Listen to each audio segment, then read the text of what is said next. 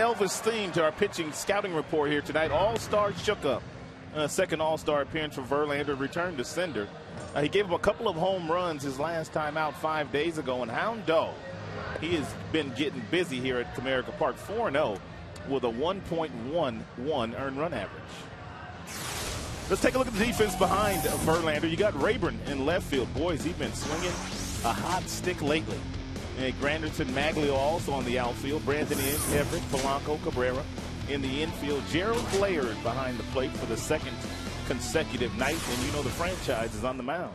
Justin Verlander. Yeah, and Verlander has not had a victory in his last 2 starts. Still overall all-star worthy numbers.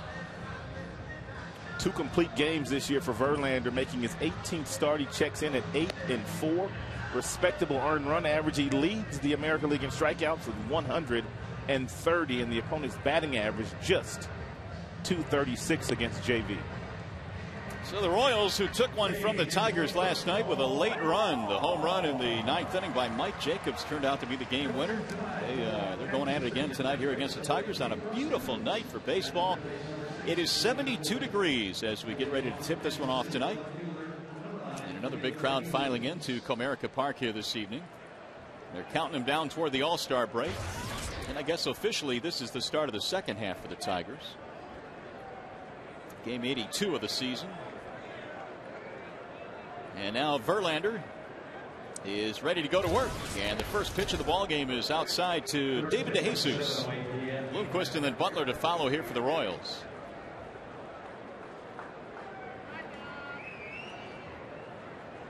DeJesus 0 for 2 in the ball game last night. He did walk a couple of times, but he saw his 8-game hitting streak come to an end. We're talking last night about all the injuries the Royals have had. DeJesus was a pretty good combination out there with Coco Crisp, but Crisp is on the DL. Gordon is on the DL. Avilas on the DL. 1-2 on DeJesus.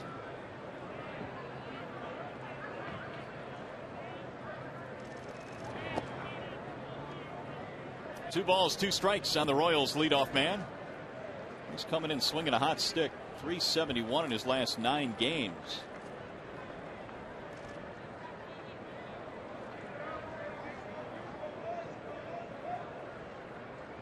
Now the 2-2 pitch. Laced right back up the middle into center field. DeJesus has the Royals' first hit of the night. That's a nice piece of hitting right there by DeJesus. Fastball in. The first fastball into the left-handed DeJesus, and basically he just dropped a bat head on this one. Good 4-seam fastball, dropped a bat head, solid single. So the leadoff man is on for Willie Bloomquist. What a night he had last night. Well, he had been really nothing more than a utility player with the Seattle Mariners, but last night he looked all of an outstanding big league player. He was 3 for 4, triple homer. They also signed him to be a utility player, but with all the injuries that you talked about, Bloomquist finds himself as their everyday shortstop and having a nice time doing it. He played long ball in the 6th last night against Galarraga.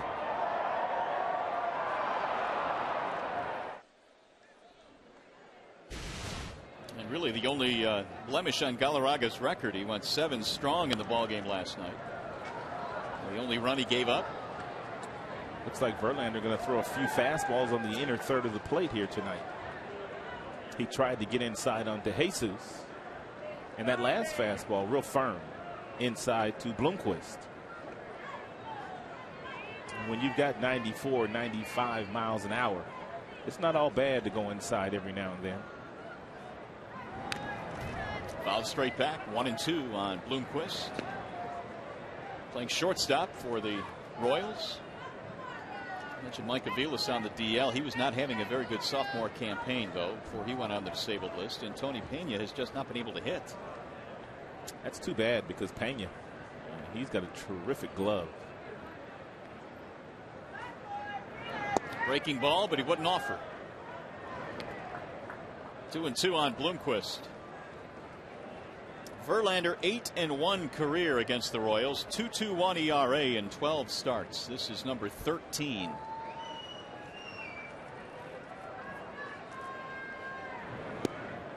And that misses. 3 balls, 2 strikes.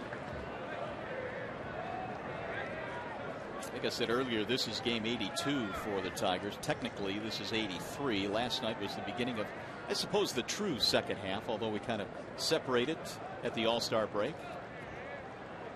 Now the 3-2. Big rip. Trey Hillman has a lot of respect for Verlander. Obviously, he comes in with 130 strikeouts, which leads the American League, but in a 3-2 count. And the leadoff hitter standing on first base. He did not take off. Verlander has the ability to get a strikeout.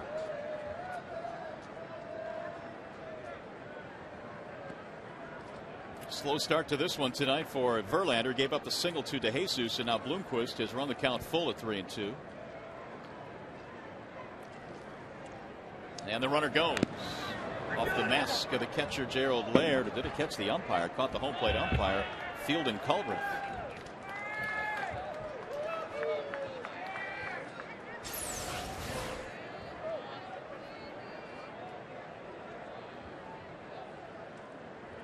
Foul tip right off the shoulder. That staggered Culbreth a little bit.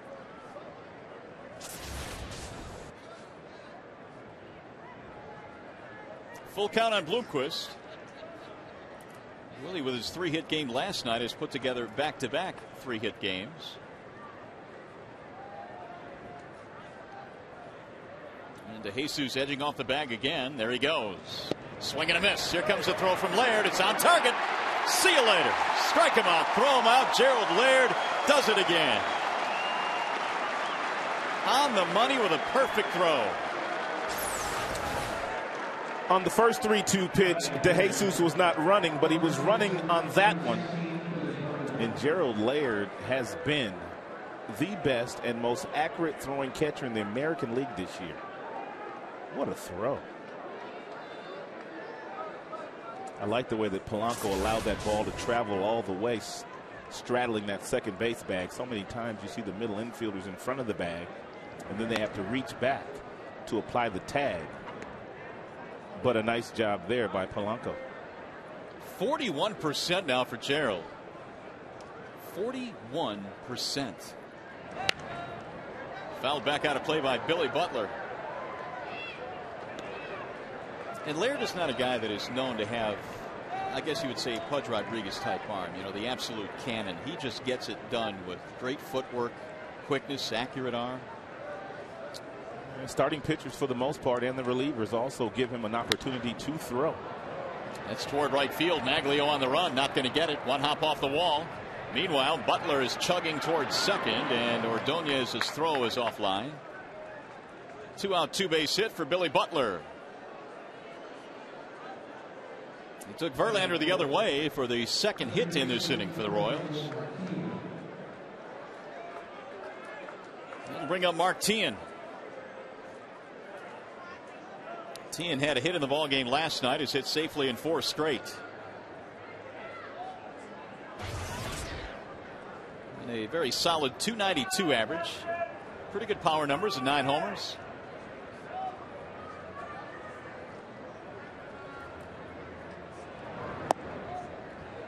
Ball 1 to Teahen. Boy, 11 strikeouts and 24 at bats against Justin Verlander. And I would imagine there are a few guys rolling around with those types of numbers against JV.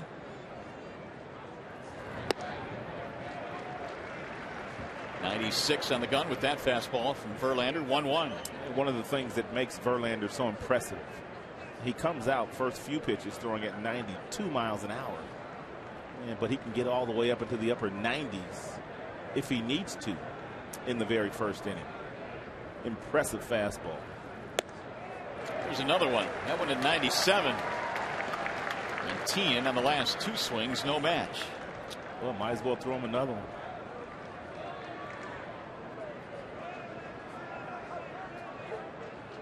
Butler in scoring position at second base.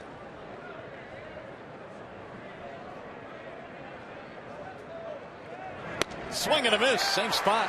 He elevated the fastball. Teahen goes down. 2 strikeouts for Verlander. On our way to the bottom of the first. No score.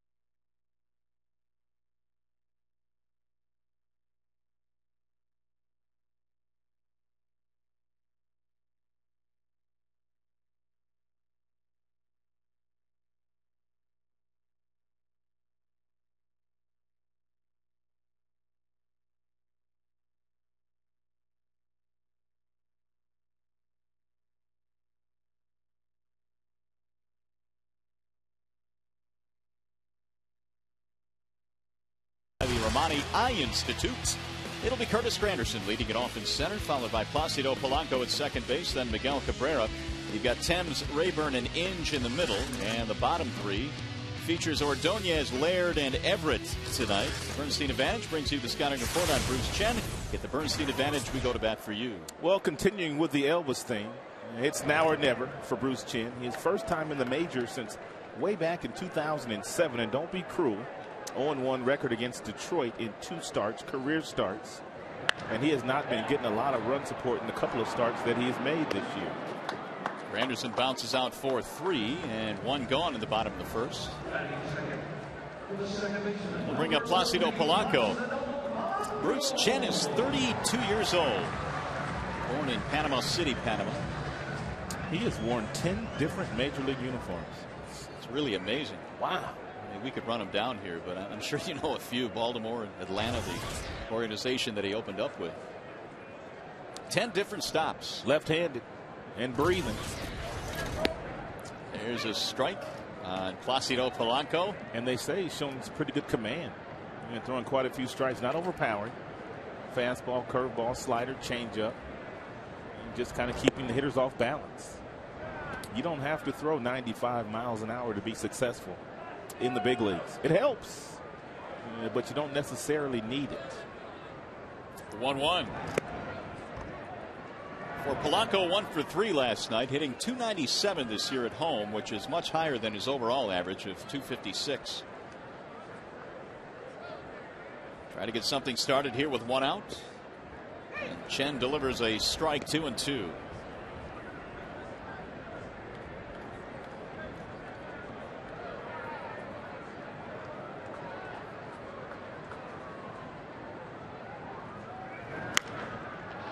Lifted in the air toward right field. Jose Guillen is there, 2 gone. Let's take a look at the Royals defense, and brought to you by Honda Bloomfield. De Jesus, the newly acquired Ryan Friel in center. You know Guillen's in right. Tien, Bloomquist, Callaspo, Butler the infield. Olivo back behind the dish once again, and Bruce Chen is the pitcher tonight for the Kansas City Royals. Here's Miguel Cabrera with 2 outs. Cabrera down to 4th in the American League now. He's batting .322. He's got a 7-game hitting streak going, though. Chen right down the middle. 1-1. And Chen is one of those guys you pretty much have to take what he's going to give you. He's not going to give you a whole lot of pitches to really get loose on. Everything about 74 miles an hour to 86. If you think about taking him the other way, more than likely you're going to have success. Uh-oh. Swung on and belted. Deep in the air to left. Way back. No doubt about it. It's gone. Way back there into the seats in left field. Cabrera, a 2-out solo shot. Number 17. You almost jumped out of your seat on that one. Big fella can cause you to do that on occasion. He's got some sick power. And I guarantee you he was not looking to pull the ball to left field, because that's not the kind of approach that you have to have against a guy like Chen. You have to think about the middle the other way. If he makes a mistake and leaves it up, your bat will speed up enough to where you can do some damage like Cabrera did on hitting a home run. So Cabrera now is marching toward 200 career home runs. That's number 192. And it was no cheapie. They are telling us 424 feet. He has hit some of the longest balls to left field here at Comerica Park that we have seen ever. And how about the one that he hit in Houston? Oh, my goodness. That thing almost climbed the wall out in left field. And looks like a fan made a pretty good play on this one. With a Cabrera shirt on. Barehanded, too. No gloves. Impressive. Look out, homie. 2 balls, 2 strikes on Marcus Thames, the Tigers' designated hitter.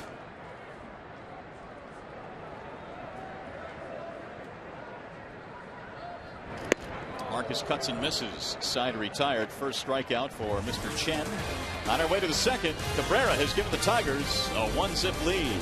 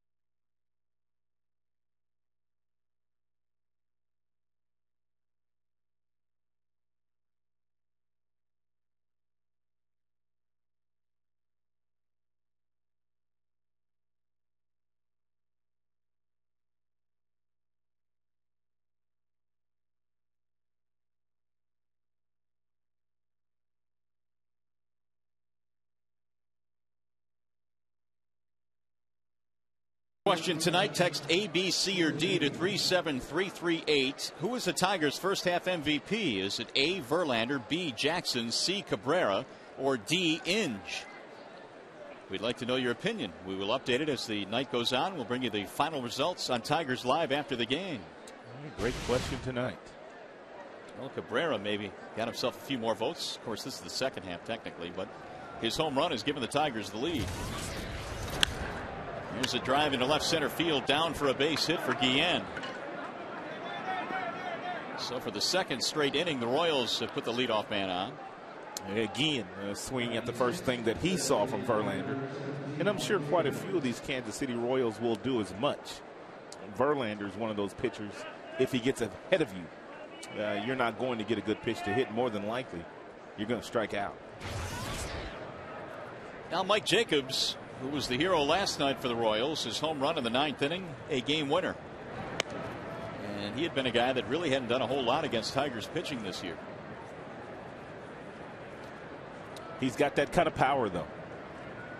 32 home runs last year as a Florida Marlin. Not hitting for a whole lot of power this year for Kansas City, but he's got it. And he put it on display last night in the 9th. It was a changeup by Rodney that didn't do a whole lot. Rodney threw quite a few changeups in the 9th inning. That was the only one that stayed up. Give Jacobs some credit, though. He didn't miss it. 2 for 25 against Tigers pitching this year for the slugging Mike Jacobs.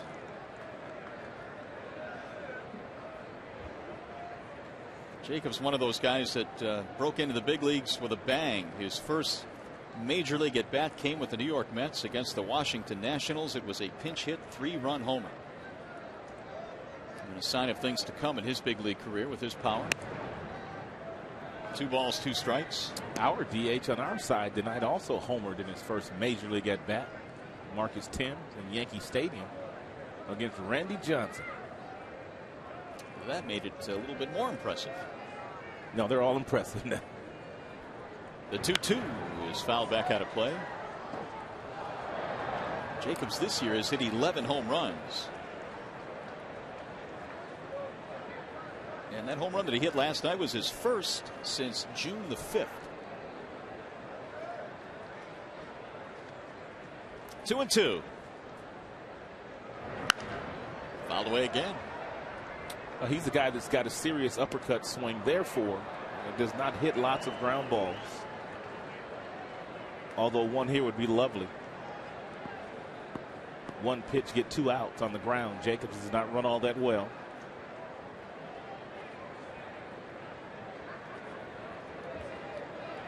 Verlander struck out 2 in the first inning. He came in leading the American League in strikeouts. That one may have fooled the field in Colbert. That looked like a strike. Instead, the count has gone 3-2. Backdoor variety.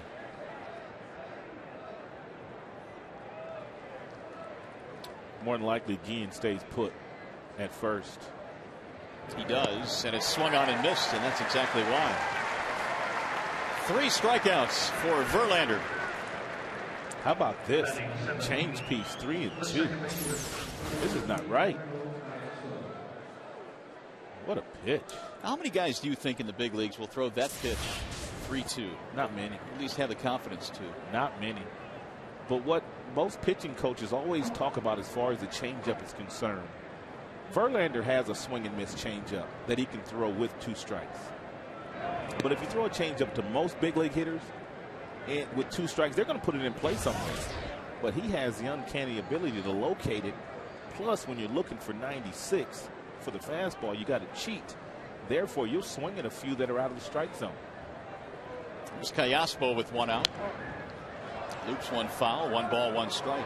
But it takes a lot of confidence to throw that pitch in that situation.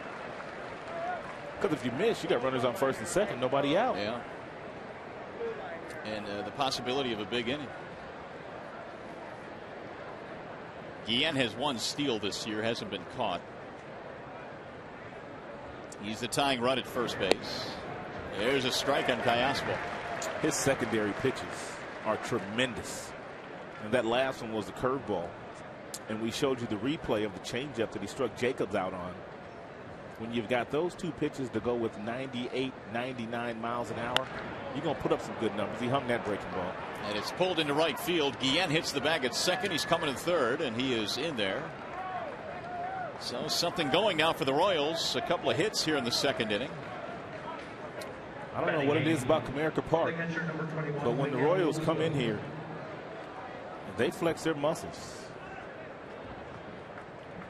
It is odd. I mean, this is even a Royals team that we've documented over and over that is missing a lot of their key pieces. They gutted out and grinded out a win last night. They are not intimidated here. Of course, we know what happened the final weekend of '06 here against the Royals. But we know what Olivo is going to get. That's for sure. There's one of them. Well, that was a fastball, wasn't it? 91. I don't think Verlander's throwing a slider these days. I don't think so either, but that had some movement, it looked like. And it was, like you said, it was a pitch that had some movement, and it was in the upper 80s, low 90s. 1-1. The only two fastballs that Olivo got in the game last night. He singled on both of them.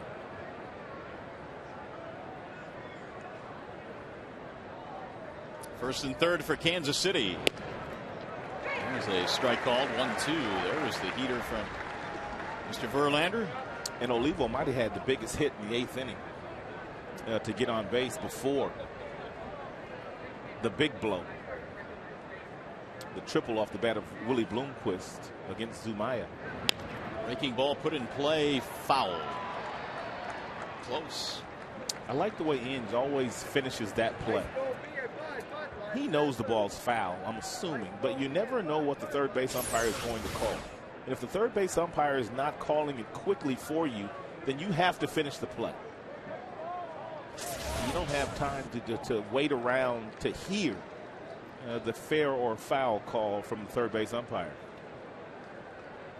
Inge does a nice job of that. Well, you got to get to your computer and continue to vote for Brandon. They say he was in the lead last night, partner, but Kinsler overtook him today. Still plenty of time. Well, they got till Thursday? They got till Thursday. At 4 p.m.? At 4 p.m. And here's who he's going up against. Sean Figgins apparently is getting a lot of votes. So is Kinsler, who I think was in the lead at last look. And then Lyndon Pena. But Brandon right now getting a strong vote. Got to help him over the top, though. That's popped up. Let's see if it finds the seats. Ooh, about a row back. Easy down there. 2-2.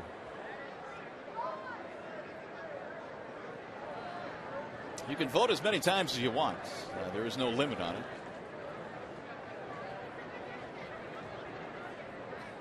Verlander already has surrendered 4 hits in this game, but to this point has kept them off the board. He's already thrown 39 pitches, too. Which was the point of emphasis in Jim Leland's office before the game today. Verlander's pitch counts have been high in his last couple of starts, and likewise Edwin Jackson. Got a piece of that one, rolls it slowly and foul.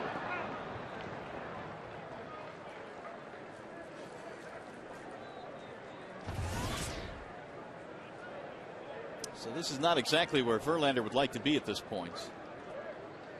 40 total pitches with only 1 out here in the second.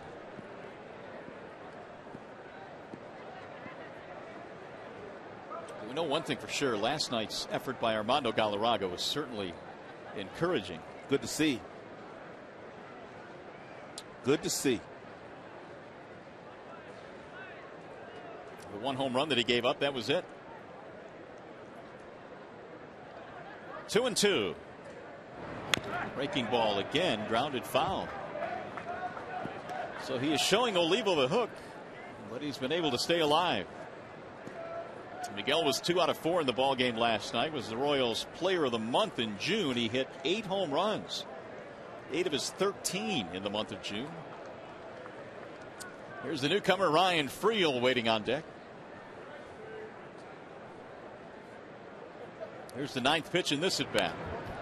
We're going to go to 10 pitches.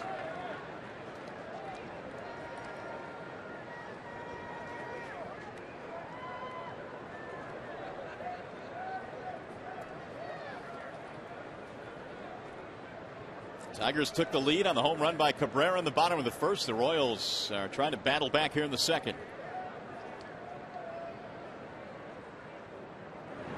Fastball, and he dusts him at 99. It was a 10-pitch at bat, but finally Verlander wins that one. Well, Olivo, nothing you can do. And when a guy throws as hard as Verlander throws, you have to cheat on the fastball. And when you cheat on the fastball to get to it because the velocity is so high, you're prone to swinging a few that's out of the strike zone. He's not been the only Royal that has swung at a fastball out of the strike zone this evening. So here's Ryan Friel. He looks at a strike 0-1. Friel has had big league time with Toronto and mostly Cincinnati. He broke in with the Blue Jays, but spent 03 through 08 with the Reds.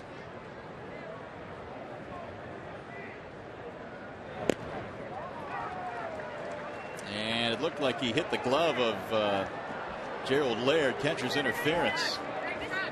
So that's going to load the bases. You can hear that all the way up here. And Gerald is encouraging Fielding Colbert, the home plate umpire, to look down to see where he was as far as standing in the batter's box. And two, it looked like he kind of swung the bat backwards here. I mean, this ball was in Laird's glove and basically taken out by Friel. So you charge Laird with an error on that play. That's unfortunate. So now David DeJesus with the bases full. Yeah, it really is unfortunate when you consider Friel the number 9 hitter. There's a strike. And they basically acquired Friel to play some center field. He's a guy that's got some speed. Coco Crisp, their starting center fielder at the beginning of the season, is lost for the year due to an injury.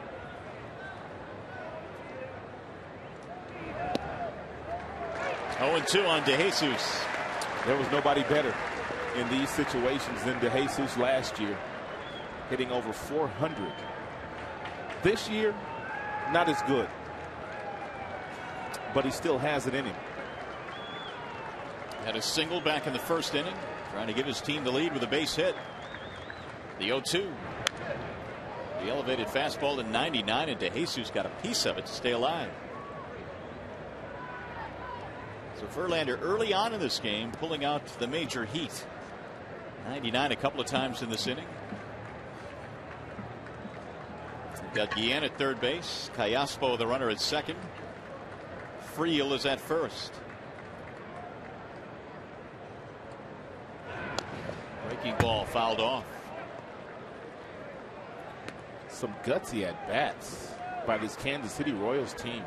And that's pretty much what their hitting coach, Kevin Seitzer, has been preaching. And they pretty much have struggled from an offensive standpoint all year. But he told his troops, if you continue to have quality plate appearances, sooner or later the hits will fall for you.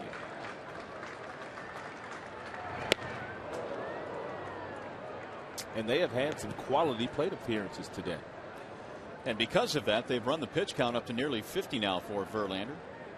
Actually, a total of 50. Lots of strikes. Only 14 balls in the 50 pitches. But they fouled off a number of good 2-strike pitches. A little bit low. And the count evens at 2-2.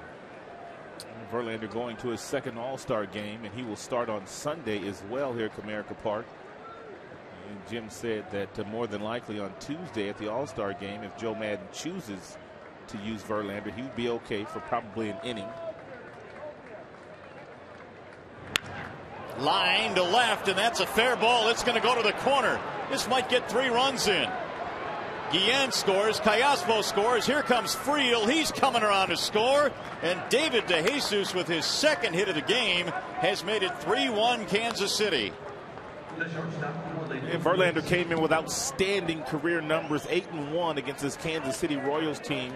He's been dynamite here at Comerica Park, but we talked about the fact that DeJesus, pretty good with runners in scoring position, takes that fastball, slices it the other way, and by the time Rayburn runs it down, Friel with good speed coming all the way around from first to score. It's going to bring Rick Knapp out of the Tigers dugout. This is for a breather as well. Lots of pitches already thrown in this inning by Justin. DeJesus now with 39 RBIs.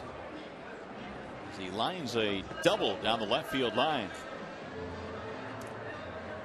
So with the pitch count elevated and 3 runs in, Verlander getting a bit of a blow here. Now Knapp will turn around, head back to the bench. That'll bring up Willie Bloomquist. That catcher's interference looming large right now. Came against the number 9 hitter Friel to load the bases, and then DeJesus cashed in. Here's Bloomquist.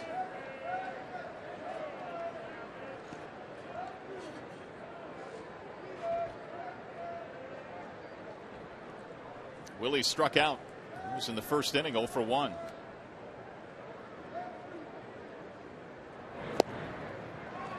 Out in front of the off-speed pitch, and the count is no balls, 1 strike.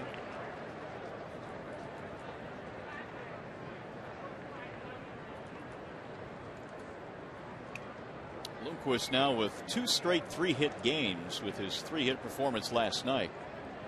And has pumped his average up a little bit. And he's down to the count 0-2.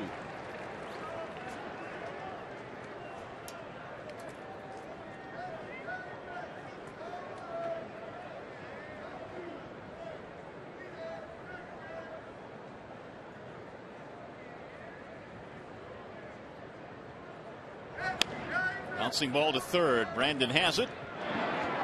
That'll take care of the side, but a big inning for Kansas City. They scored 3 times. We'll head to the bottom of the second.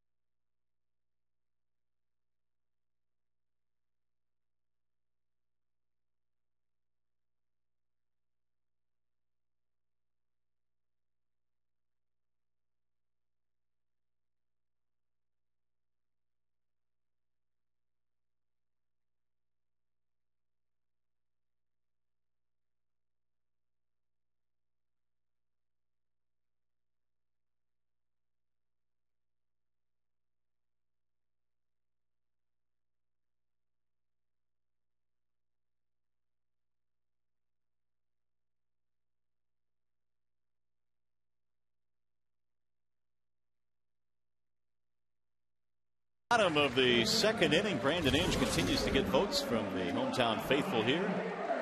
Tigers.com, MLB.com. Vote for Brandon Inge to go to the All-Star game. Ryan Rayburn pops up the first pitch. Billy Butler. And 1 gone. Well, Tigers have to be patient against Bruce Chen. Continue to have some good quality plate appearances. He'll give up a few hits, which means they can score some runs, but you can't be overly aggressive against a guy like Chen. Chen surrendered the homer to Cabrera back in the first, and now Brandon Inge with 1 out. 0 for 3 in the ball game last night.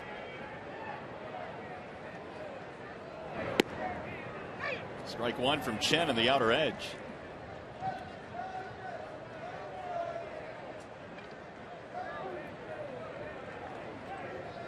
What do they say about hitting speed? Guys that are like mid-90s are above hitting speed. Guys that are about 89 to 91 are hitting speed, and then guys like Chen are somewhat below hitting speed. Yep, under the speed limit. Tough to hit. That's why you have to have the approach that you're going to take what he gives you. You can't try to hit home runs. You can't try to hit balls in gaps. Just think about hitting a single the other way. That'll keep your head down. That'll keep you on the baseball. And when he makes a mistake, you can do some damage against him. I'm sure Lloyd has told his guys that here tonight. 1 ball, 2 strikes. And Inge takes high. 2-2. Just a little show me pitch at 88. It looked like it's about 102 though, after several pitches in the mid-70s.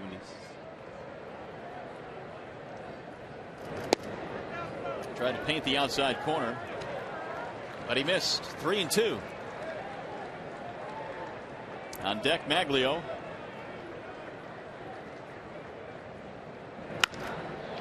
Driven in the air. The center fielder, Friel, stares into the sunlight. And there are 2 gone. Hey, this game is available in crystal clear high definition on Fox Sports Detroit HD. It is sponsored by Comcast. A stunning night it is for high definition. It was 72 at game time. Still is.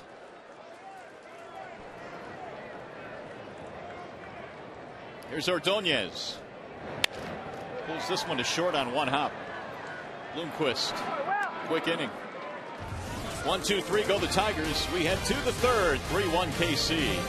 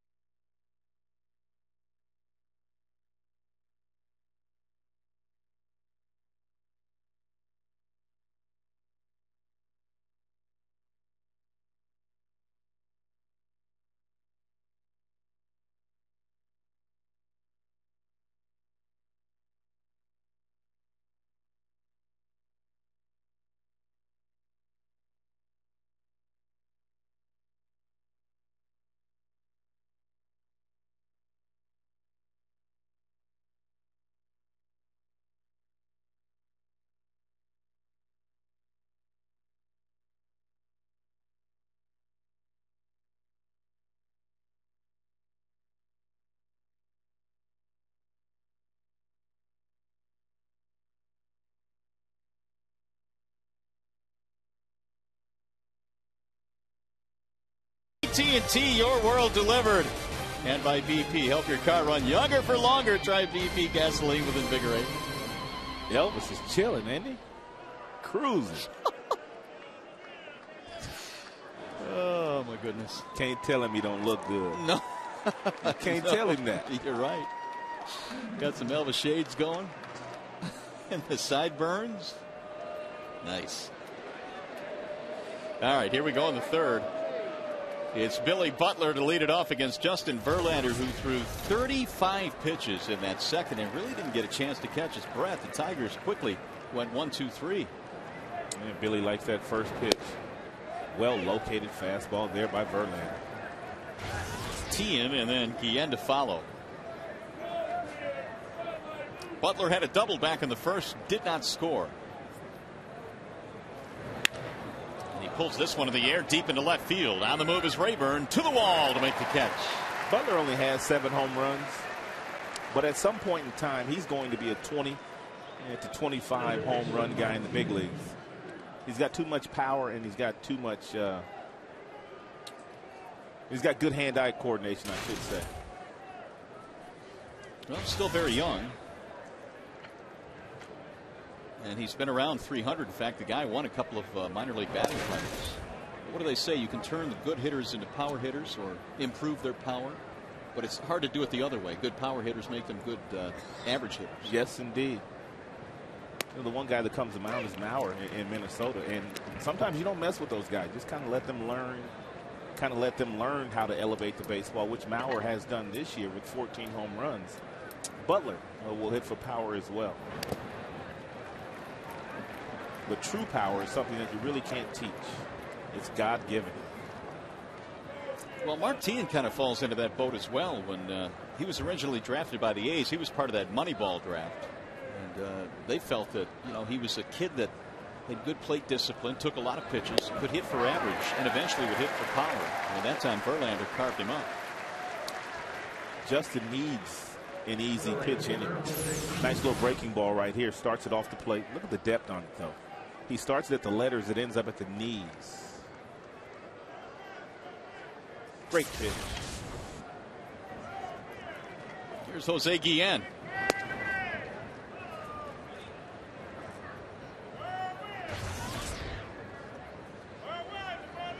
Singled, scored a run in the second on the double by David DeJesus. Real good starting pitchers, if you don't usually get them early, you don't get them. And the Royals were able to score 3 runs early against Verlander. And they probably won't get any more, because it looks like he's settling in nicely here. The problem is, though, he's thrown 64 pitches. Yeah, so how long will he stick around is the question. Verlander has gone as many as 122 pitches this year. He's done that a couple of times. It's almost like your game plan coming in against a guy like Verlander is not necessarily beat him up with base hits, because it doesn't happen that often, but you're trying to drive that pitch count up. Diving play, it's short by Everett. He got him at first base. Terrific play by Adam Everett, and a one-hop scoop at first by Miguel Cabrera. The dive, the throw, and the pick. JV loves it.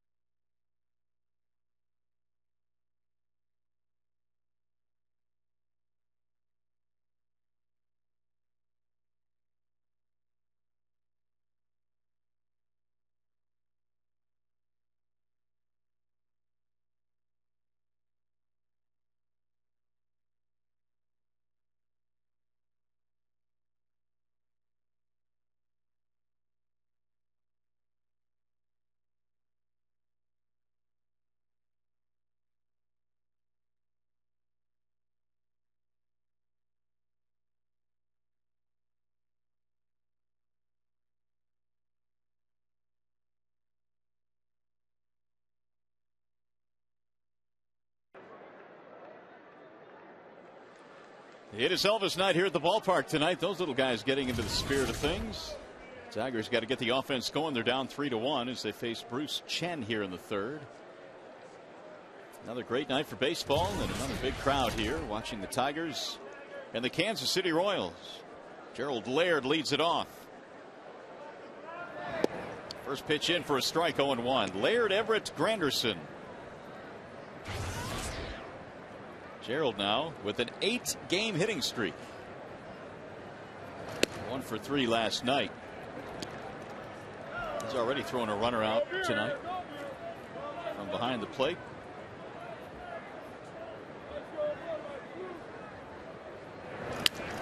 Broke his bat, soft liner, caught by Bloomquist. Hey fans, baseball's biggest stars go head to head in the summer's biggest event. Tune in to Fox And they'll bring you every thrilling moment of the 2009 MLB All-Star Game, including President Obama throwing out the first pitch during the Pepsi All-Star Game pregame. Coverage begins Tuesday at 8 p.m. live from St. Louis, of course, on Fox. You think he'll bounce it? No, he won't bounce it. He's a good athlete, isn't he? Yeah, he can shoot some hoops. He won't bounce it. Strike one on Everett. But the only question is, will he throw it from the mound? Ah, good question. You think he'll practice it? Yes, he will. Yeah, you know he will. 0-2? Yes, he will.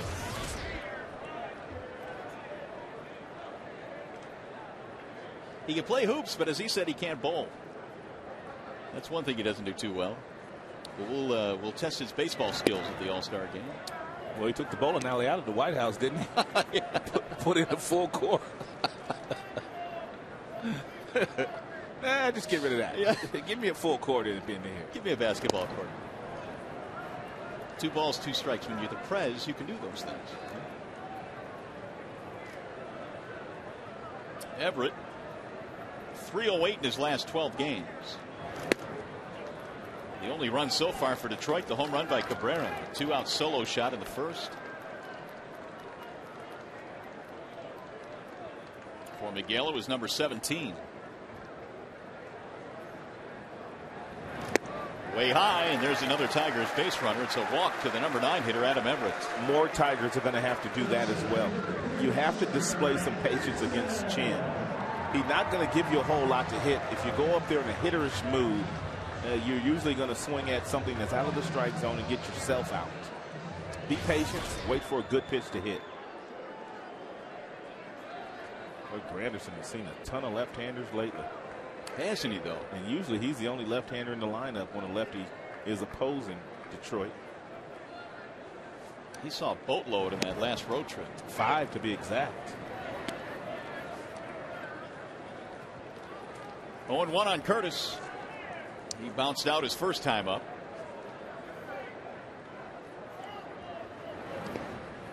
That bounces in, blocked by Olivo. Well, Grandy this year against left-handed pitching, 196. But Leland has let him go. I think for the most part you have to. This guy's your leadoff man. He's one of your better offensive players. You've got to be careful with Chin on the mound. He doesn't have a great move, but he got quite a few pickoffs in AAA before coming to the major leagues, and he's already gotten a couple of pickoffs in the majors since he's been recalled. And so whatever he's doing on the mound, he's got some deception as far as that move is concerned. Well, Chen has fought his way back to the big leagues after undergoing Tommy John surgery on his left elbow. That was in the fall of 2007. Moderate move back to chase Everett into the bag. He hasn't shown him the good move yet. He's thrown over a couple of times, but he hasn't shown him the good move.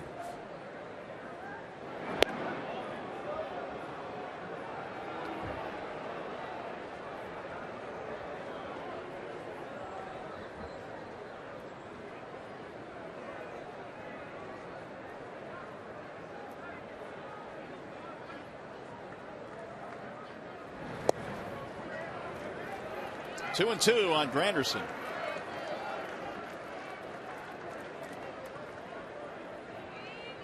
Chen pitched for Panama in the 2009 World Baseball Classic. There's another throwback. You can tell Everett is well aware of the move that Chen has. Therefore, not a very big lead by Adam down at first.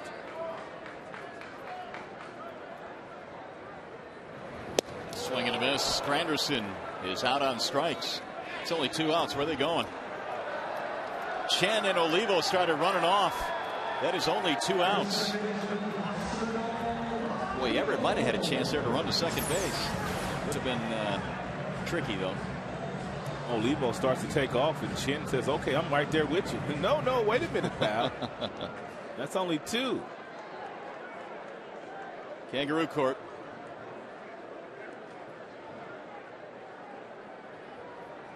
Boy, head down, looking into the dugout. I don't know, Everett might have been able to make it. Here's Polanco. Strike one. Placido fly to right field his first time. He came into this one with really good numbers career against Royals pitching, 317 lifetime.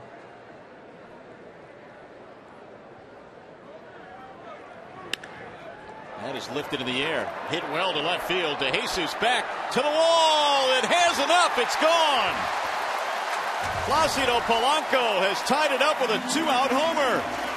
His 6th.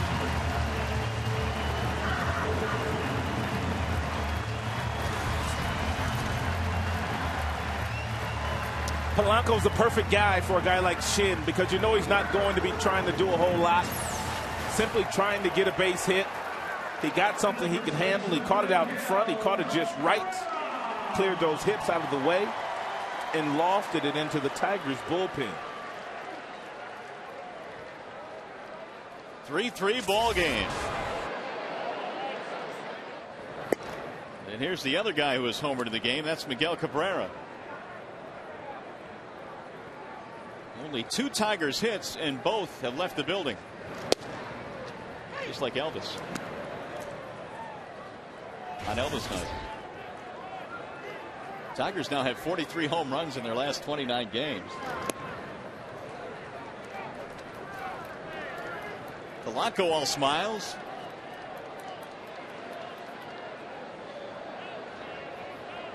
So he's exhibited some power this year with 6 long balls. Here's the 2-1.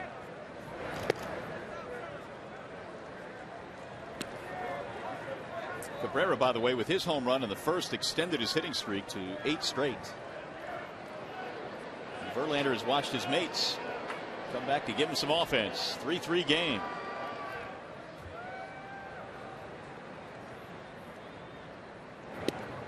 He stepped out, and I don't believe he was given time. That pitch missed. He was not given time. Had that been a strike, it would have been strike 2. So Cabrera was lucky there. Second walk.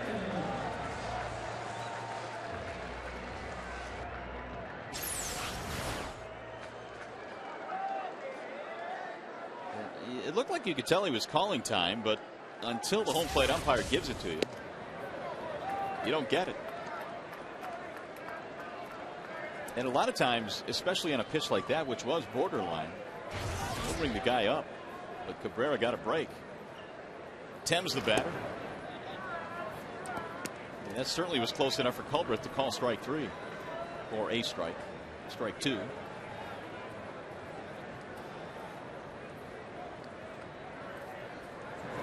Marcus takes low. 2 balls, 1 strike. So there's some action now. Robinson Tejeda is warming up.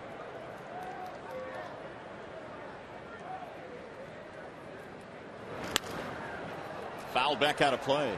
2-2.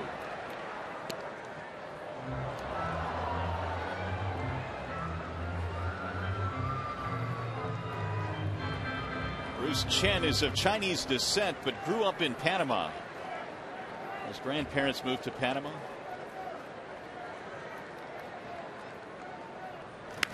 That's pulled foul. So Chen speaks both Spanish and Chinese. Here in the States, he attended Georgia Tech, taking some civil engineering classes. And as Rod mentioned earlier in the broadcast, 10 big league stops. Runner goes, and it's flared into right field. Guillen coming hard to make the catch. That's the 3rd out, but the Tigers are able to tie it up. Polanco goes deep. 2-run shot. 3-3 game.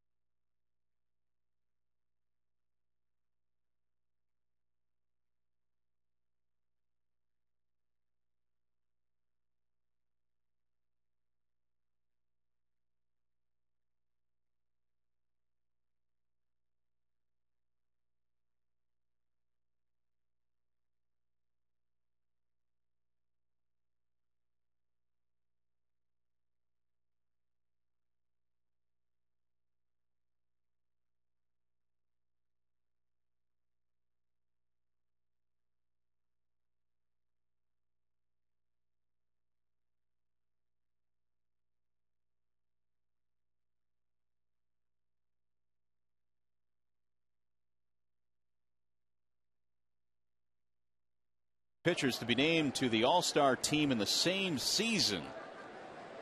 Oh, that's a good one. Of course, you have Verlander and Jackson this year. Doesn't happen very often. Very seldom do you have two guys in your rotation that are dominant in All-Stars. But the Tigers have got a couple. Mike Jacobs leads it off here in the fourth. Tigers have tied it up 3-3 game on the Polanco homer. Jacobs, Callaspo, and Olivo. Fouled straight back. You can tell that the players have been impressed with Verlander and Jackson this year. Voting both of those guys in. I mean, it's impressive, as you mentioned, when you get two guys in one rotation. We talked about Jackson his last start. And with any run support whatsoever, he would be in the Cy Young conversation right now with Zach Greinke, who will toe the rubber tomorrow for the Kansas City Royals. He would be in that conversation. He got 10 wins. Easy. Verlander missing outside, 2-2. I like the way that he's handled it, though. You have not heard one word out of his mouth to indicate the lack of run support. No. He's handled it like a true pro. Swing and a miss. Jacobs goes down. He's fanned twice in this game, and Verlander now has 6. That's that easy gas. First time up, he struck Jacobs out up on a 3-2 change piece. This time, here it is, hit it. But it's also located well at the knees on the black outside. 135 strikeouts for Justin Verlander. Tigers need to win this game today, because the guy they're seeing tomorrow, he's already beaten him twice, and he's pitched 2 complete games against Detroit. Not that he cannot be beaten, but it sure would be nice going into that game tomorrow as it being the rubber game. That's for sure. Yeah, you don't want to go in there down 0-2 and facing Greinke. That's just not a good thing.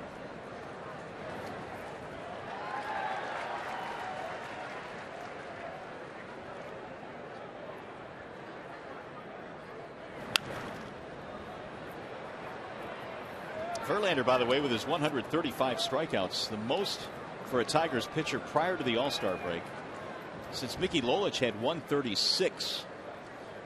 That was back in 1973.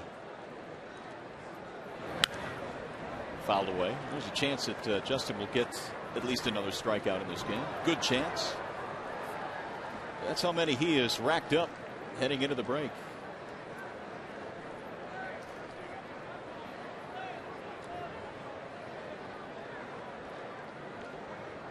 Here's the 1-2 pitch. Pulled down the right field line. Going to hook. Foul. Well, last time Callaspo was up, Verlander threw him a breaking ball that he ripped and down in right field line for a single. Apparently he's a good fastball hitter, and we'll see if he challenges him here with 2 strikes. He does, and he dusts him. 98.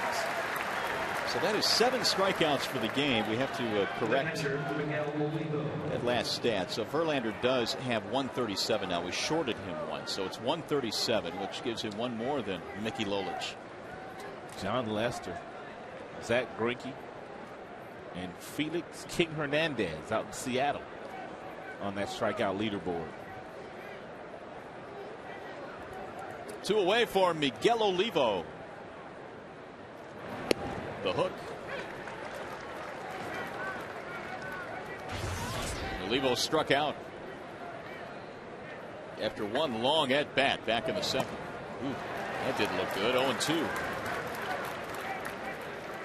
Mom be home soon. Can't hit the slider. Not to this point, at least. Because Dad will tell you better stay there and work, boy. And he let another one go by. This one misses 1 and 2. Ain't no coming home when you leave, Dad said. Mom will bring you back home. Oh, Dad, yeah, you can always go home. Mom will let you come back. Different story for Dad. See you later. Another strikeout. Verlander K's the side, has 8 for the game.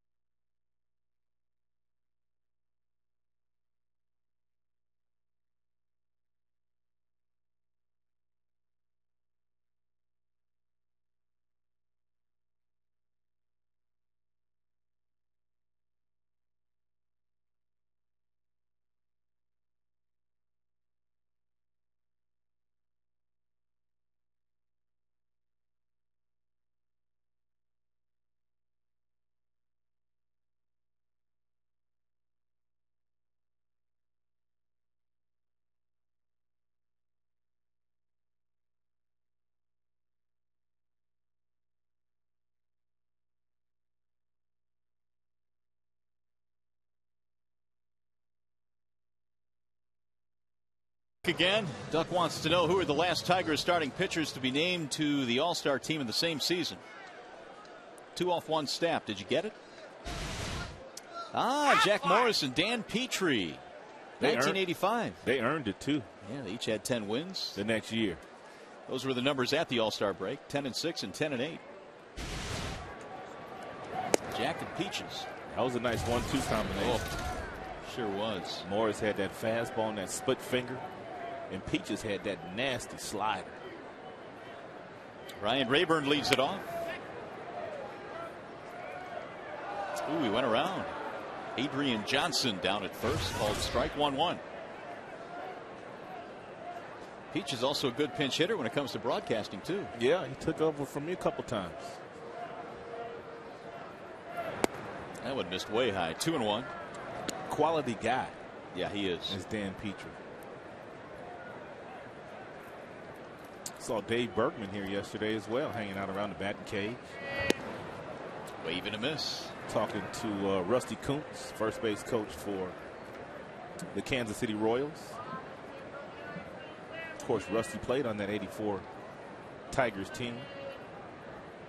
Hey, Rusty, I don't think you'll find a nicer guy in the game. Fouled back out of play. And the count stays 2-2. He's a tremendous coach, too. Look at him moving the outfielders around.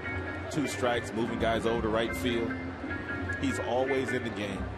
Good base running coach, too. You know, Ken Griffey Jr. once bought Rusty Kuntz a BMW after he won his first Gold Glove when Rusty was coaching for the Seattle Mariners. Really? Yep. Never heard that story. Yep. Bought him a BMW. A Beamer. Beamer. Nice. But Rusty's been with several different organizations in the big leagues as a coach. Outfield base running coach. One of the best in the game. One of the best in the game. A Beamer. Beamer. Man. Swing and a miss. It was a little bitty one of them 3 series, but it was the Beamer.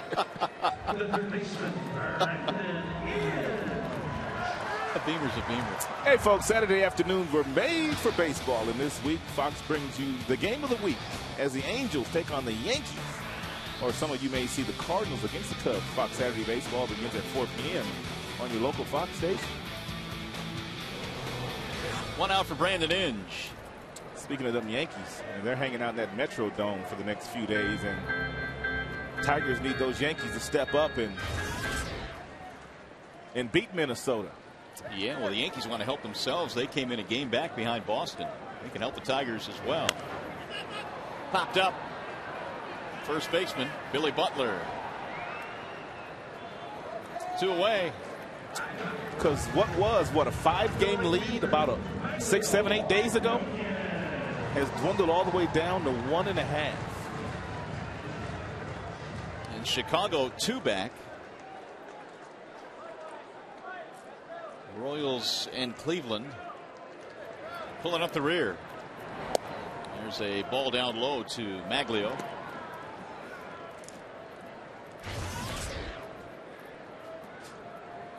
Here's the 1-0. Pulled again to the shortstop on a backhand Bloomquist. Nice play. 1, 2, 3 they go. 4 in the books. KC 3, Tigers 3.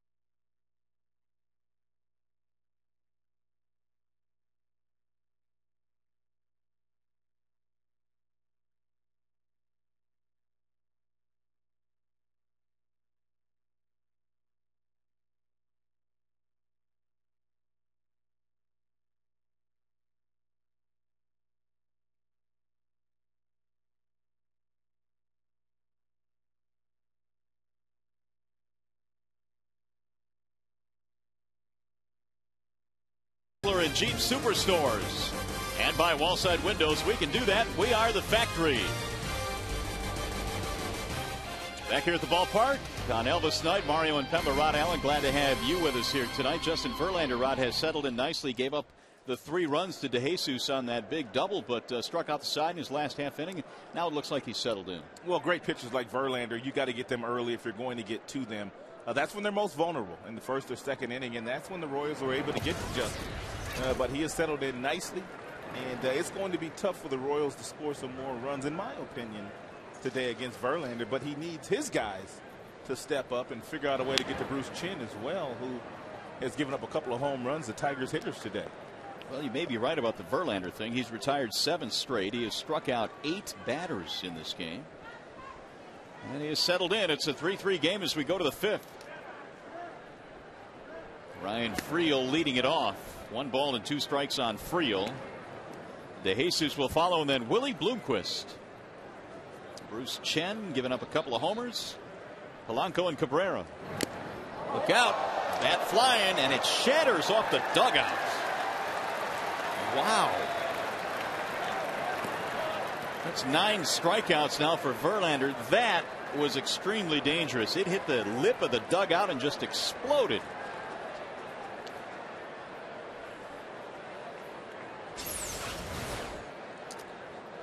This guy's multitasking. He's on the phone. Oh. And he one-hands it. AT&T, your world delivered. Man. I think fortunately we can laugh about it, but that was a jagged end. Now I wonder the person on the other end of that phone call if they believed that he had just caught a bat. I imagine they're going to take that away. Exactly. That looks dangerous. Yeah, they're not going to let him keep that. Inge has room, and he'll make the play. DeJesus is out.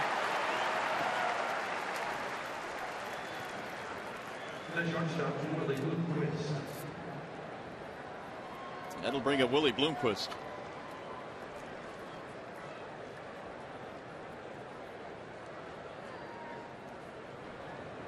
Bloomquist 0 for 2, strikeout, ground out.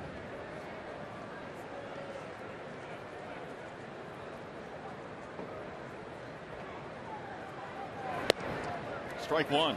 He's pounding that strike zone now.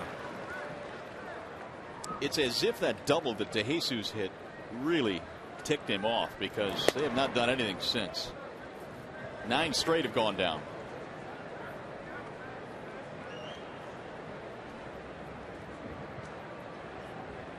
Here's the 1-1.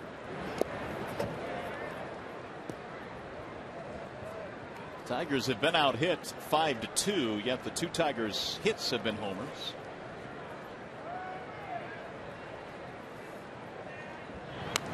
Bloomquist fouls it back.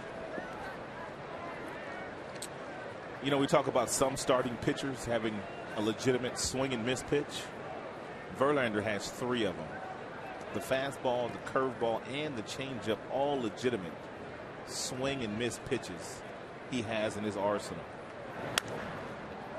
Fought that one off.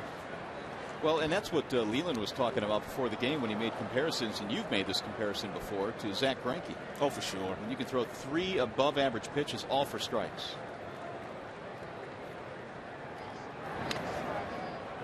Both Verlander and Greinke enjoy watching each other work. Usually when Verlander's pitching, Greinke is out watching him, and vice versa. 2 of your better young starters in all of baseball.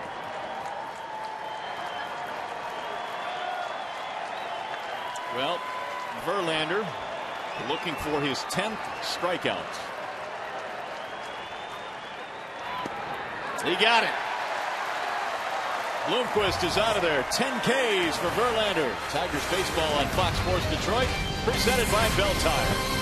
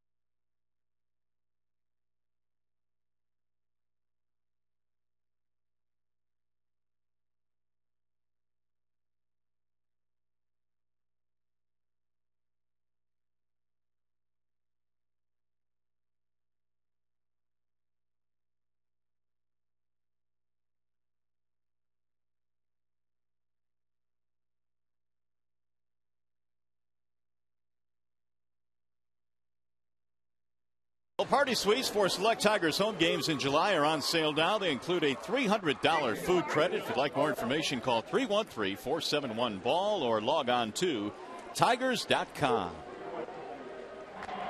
Party Suites Plus. Here at the ballpark, Bruce Chen back to work. Gerald Laird leads it off and ropes one foul right behind Gene Lamont. Easier said than done, because I'm sure the Tigers hitters are looking at trying to take Chen up the middle or the other way, but it is tough to stay back on some of his pitches. Therefore, several of the right-handed hitters have hit balls foul right past Gene Lamont, third base coach here tonight. 0-2. You tell yourself to wait, then you see that ball come out of his hand, and every now and then you just catch it out in front to force yourself into staying back. When you played, did you like to face guys that could throw hard or guys that threw soft like Chen? I didn't mind facing guys like Chen, because what I would do, if you look at Laird where he's standing in the batter's box, he's about as deep as you could possibly be in the batter's box against Chen, a guy that does not throw 90 miles an hour. But what I would do is I would get up to the front of the batter's box. Therefore, the ball gets to you a little bit sooner, makes it a little easier for you to hit, and you almost take away his changeup from him as well, because you're on top of the plate and you're in front of the batter's box. He is deep in the batter's box like he's facing a guy that throws hard like Verlander. Bloomquist is short. One out. And I would say that that is probably the one thing that most guys these days don't do that players did before, is that you kind of change your spot in the batter's box to dictate what pitch you want against certain guys. Yeah. Hard throwers like Ryan and Gooden and Verlander and Jackson, you get as deep as you can because you need the extra time. But a guy like Chen, you don't necessarily need that extra time to be that deep in the batter's box. Isn't that something Willie Horton always preached? Moving around? I think it's more of an old school thing, yeah, than the new generation ball players, to be honest with you. Well, you always say that about knuckleballers as well, right? Stand up in the box. Yep, and obviously you catch that ball before it breaks late. Adam Everett had a walk and scored a run back in the third. He came around on the two-run shot by Polanco. Way high, and it goes to 3-0. Adam has displayed some patience today.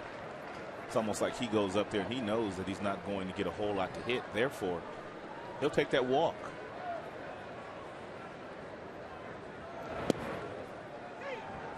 Three and one. On deck, Curtis Granderson. And there's ball four. Second time he's walked. Third walk of the game for Bruce Chen. And we'll bring up Granderson. Trey Hillman, Bob McClure, the brain trust for the Royals.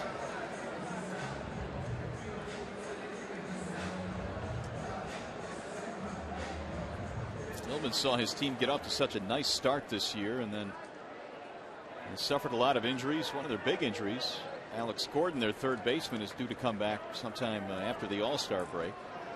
That'll help them out. Here's Grandy. Strike one.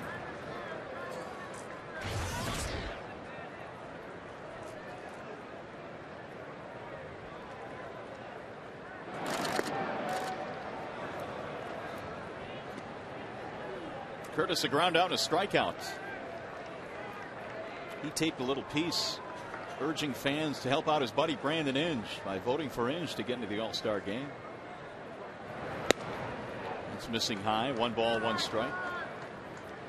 Tigers had Jeremy Bonderman a couple of years ago that was in that final vote. I don't remember who beat him out that year. The Bonderman did not win the vote, but he was in there.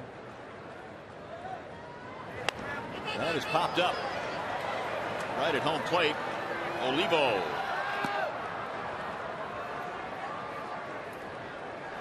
Two gone. Grandy 0 for 3, and that's going to leave it up to Polanco.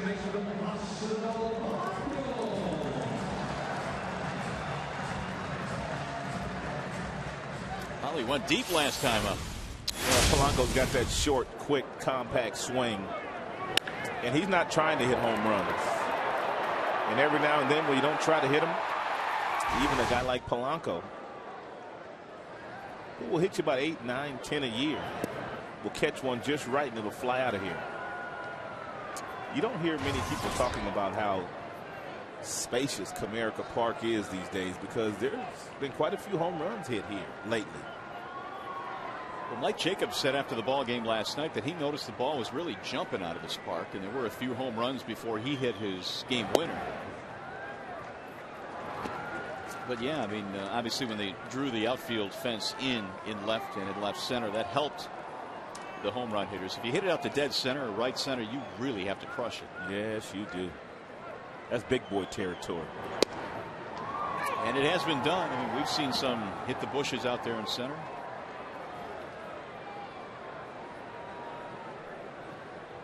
That guy can do it with ease.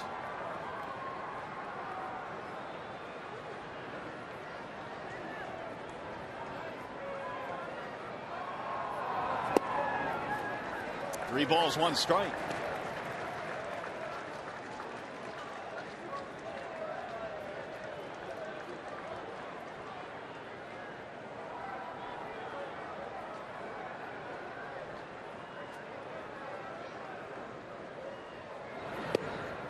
Strike called. 3-2 now on Polanco.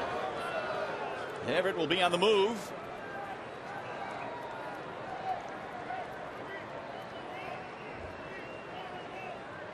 Butler still holding him on.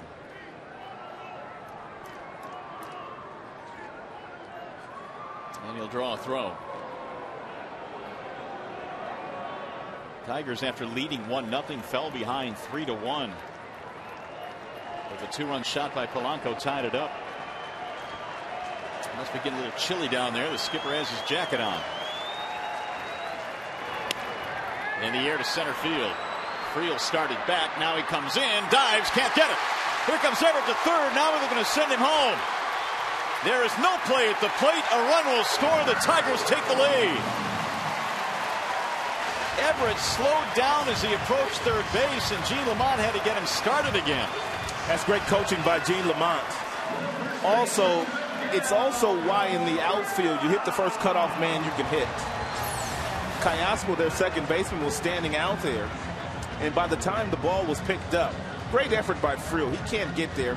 Polanco thinks he's out as well, but he doesn't get there. And then by the time he picks the ball up, he just kind of flails it into the infield, and he didn't hit the cutoff man, and therefore Butler, the second baseman, had to come over and get it. First baseman, by the time he got there, there was no play. So the Tigers take the lead, and now they'll walk Cabrera intentionally.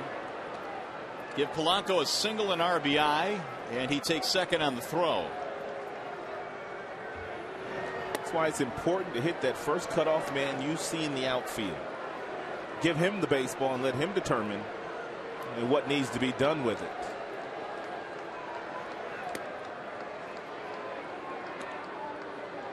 This will be the second time Cabrera walks in this game. First time intentionally. Everett scoring with 2 outs to give the Tigers a 4-3 lead. There's your walk. And take one more look at this throw into the infield by Friel after he was able to go over and pick the baseball up. He just kind of throws it in there. There's nobody nowhere around. And Butler just comes up and he catches it on one hop, but it's too late to get Polanco. And of course, Everett had already scored after that. Now Marcus Thames. 0 for 2.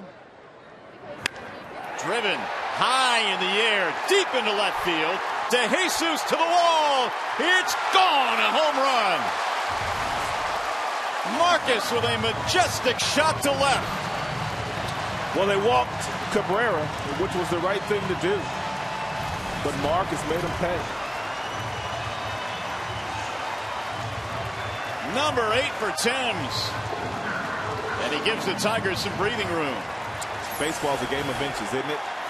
If that ball's caught in the outfield, hit off the bat of Polanco, then Marcus does not come to the plate with an opportunity to pad the Tigers' lead. He knows he's got enough now. JV. 7-3 Detroit. And the Tigers have hit 3 home runs in this game. Arby's alert. There's a ball inside. If Friel doesn't take one step back on that ball by Polanco, then none of this happens. It's a game of inches. The 2-0. And Friel, even though he took that one step back, got his glove on the ball and still almost made that play. He's got speed. He got some really good speed in the outfield. So the Tigers will take that break and run with it. It's 4 Tigers hits, 3 of them homers. Also walking Cabrera with a base open and 2 outs, the absolute right thing to do. And by Trey Hillman. There's another walk.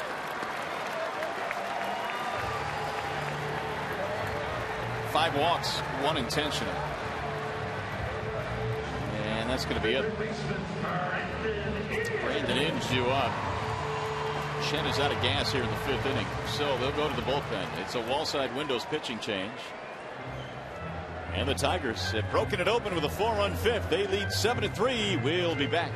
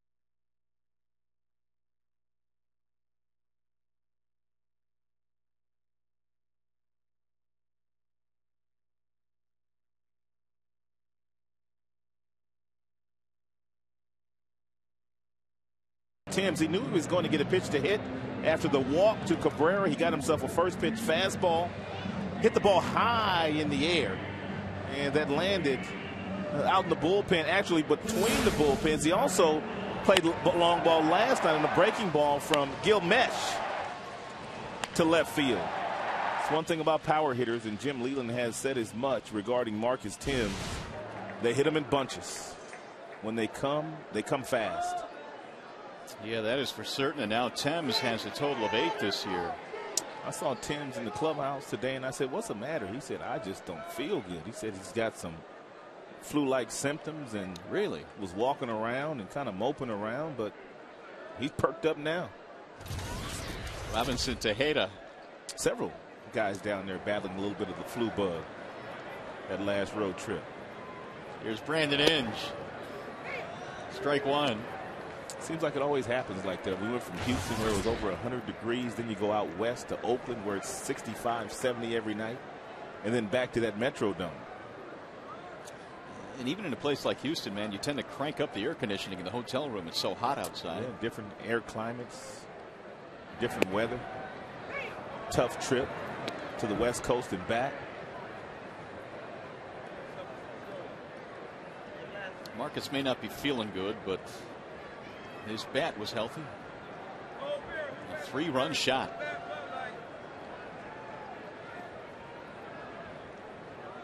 Tejeda goes back to the bag. Rayburn is in there. He walked with 2 outs, signaling the end of Chen.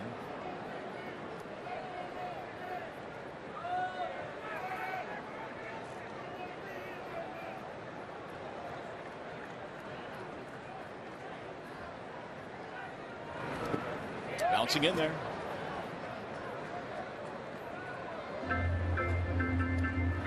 RBI single by Polanco and the 3-run homer by Thames. The Tigers have turned a 3-1 deficit into a 7-3 lead.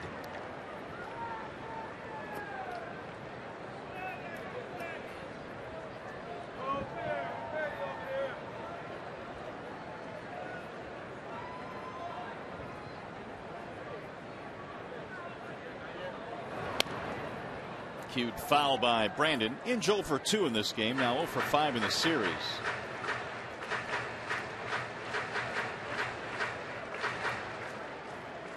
Bruce Chen 4 2/3 tonight. Ouch. 7 runs. 5 walks.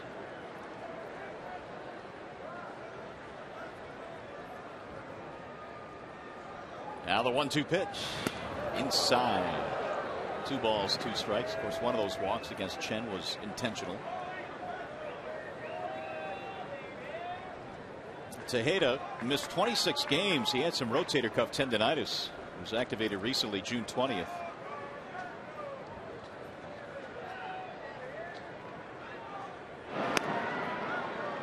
Rayburn gets back easily. Rayburn was one of the heroes last night. Polanco has stepped up tonight, so has Thames.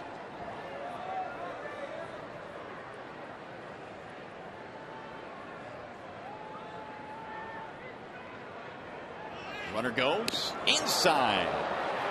Inge had to spin out of the way, no throw. That got him, didn't it? Oh, it did. You're right. Hit by the pitch. Up and around his shoulders. Zip. Caught his shirt. He had a couple of those where in Minnesota as well, where the ball hit his shirt twice in one game. So Inge is hit yet again. Brandon's been hit 9 times this year. That leads the team.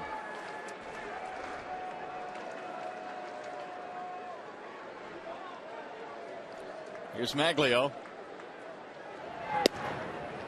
There's a strike. Well, for Ordonez, he's hit the ball to the shortstop twice. He is the 9th man to bat in this inning.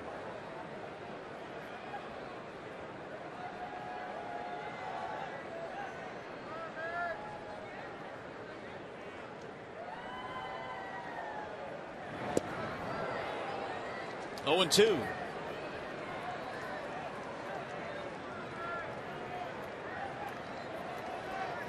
Verlander has been given 7 runs after he gave up 3 in the second. They haven't been able to touch him since. He has retired 10 straight. The 0-2. Threw it right by him at 97, and the Tigers are done. They send 9 to the plate. The big hit, courtesy of Mr. Thames. Exmo with a 3-run shot. Verlander digging it.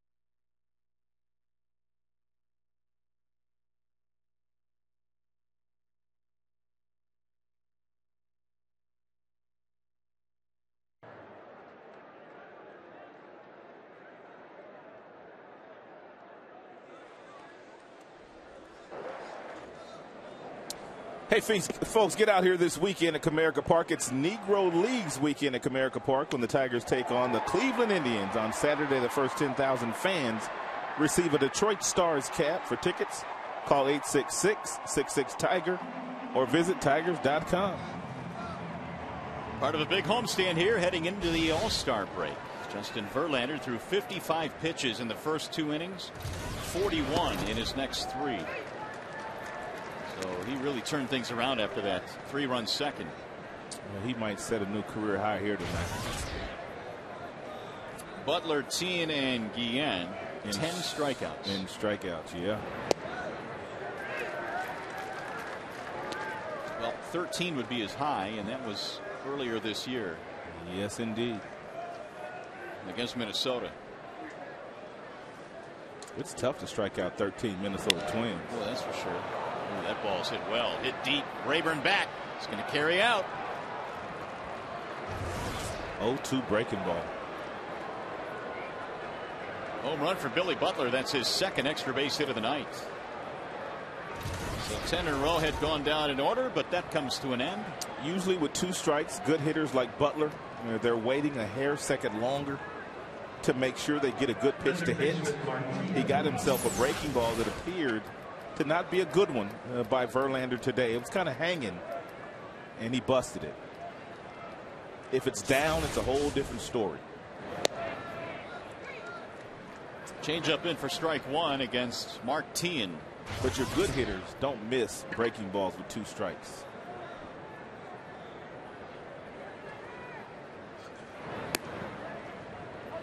That one stayed high. 1 ball, 1 strike on Tien, who has fanned twice against Verlander.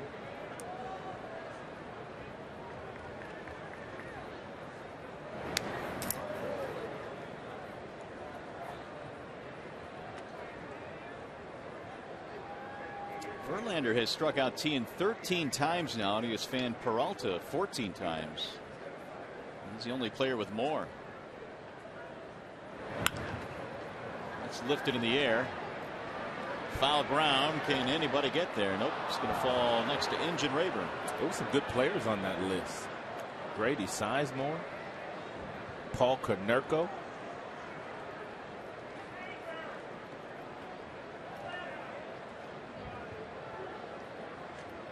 Swisher.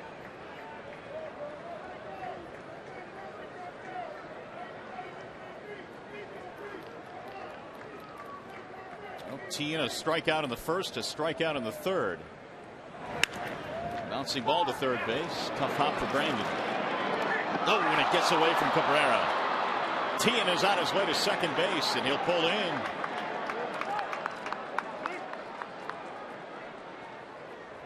It's going to be an error on Inge.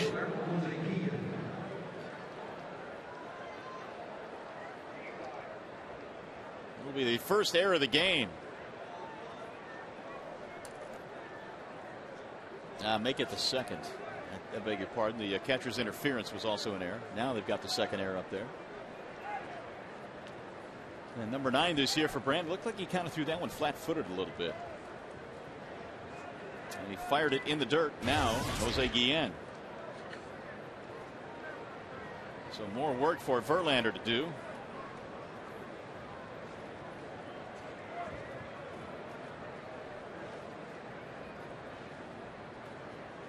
Guillen a single and 2 at bats. It's a ground ball, base hit into right field. Tien coming to third. They're going to send him home. No throw from Maglio. And now it's 7-5. The designated hitter, Mike Jacobs. So the error hurts. Guillen gets his 35th RBI. Pretty nice approach here by Guillen, who pretty much has been pulling everything in the shortstop direction. Looked like Tien was kind of slowing down. He wasn't quite sure what Dave Owens and third base coach wanted him to do. But once he realized it, he was able to score. Also looks like Guillen is coming out of the game. Yeah, he's been bothered by quite a few injuries his first couple of years in a Kansas City Royals uniform. Tony Pena Jr. pinch running for Guillen. Now pinch running for Kansas City, number 1. So it's a 2-run game. Tying run coming to the plate now. Mike Jacobs. And the bullpen is hot. Zach Miner is starting to warm up. More than likely, Pena will stay in the game and play shortstop, and their super utility man, Willie Bloomquist, will move to the outfield. Jacobs has fanned twice in this game.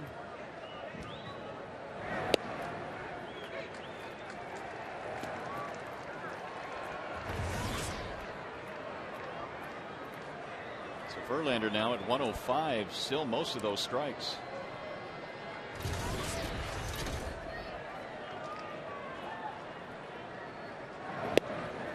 And buckling his knees, 0-2. Well, the Kansas City Royals, for the most part, have done what they come in this game to accomplish. Not only have they scored 5 runs against Justin, but more than likely he's going to be done after the 6th inning here tonight. And down he goes. Jacobs strikes out for the 3rd time in this game. 11 strikeouts for Verlander. It's the first out of the inning. Verlander came in with an ERA of 2.21 against these Royals career as Fute Ni joins Zach Miner. But they've gotten to him for 5 big ones in this game. Callaspo is singled in 2 at bats. Strike 1.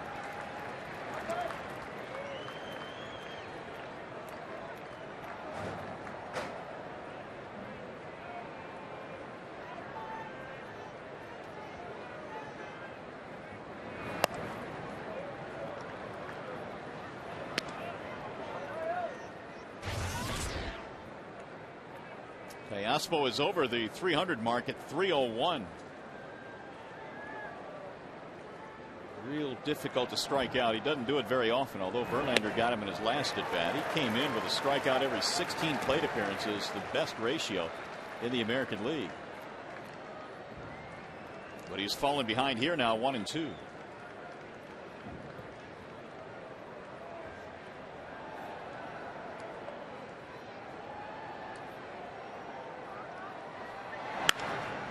In the air toward left field.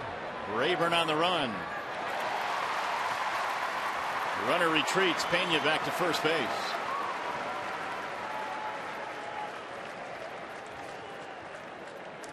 I believe Verlander has touched 99 here tonight, and he's gone as low as 74 with the breaking ball, maybe a changeup. And that pitch speed range courtesy of Comcast.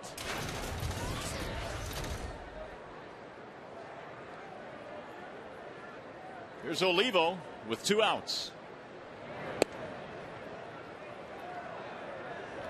Verlander thought he had strike 1 right there.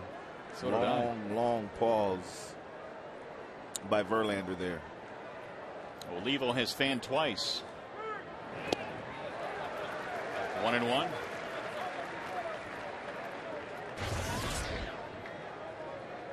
He had a couple of hits in the ball game last night, but tonight has struggled against Verlander. He gets a steady diet of breaking balls from all the Tigers pitchers. There's another one. Verlander working on his 12th strikeout if he can get it here, which would be his 2nd highest strikeout total of a game this season and in his career.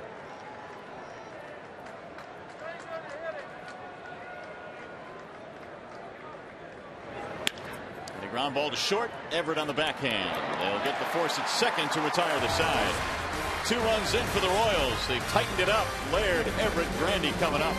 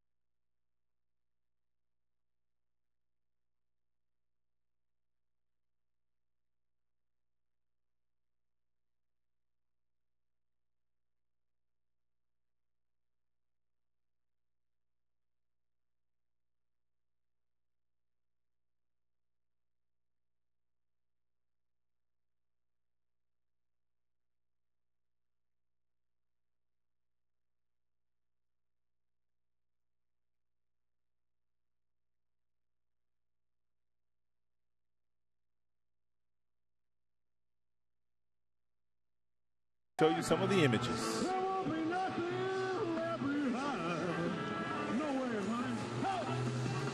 Even Paws get into the act.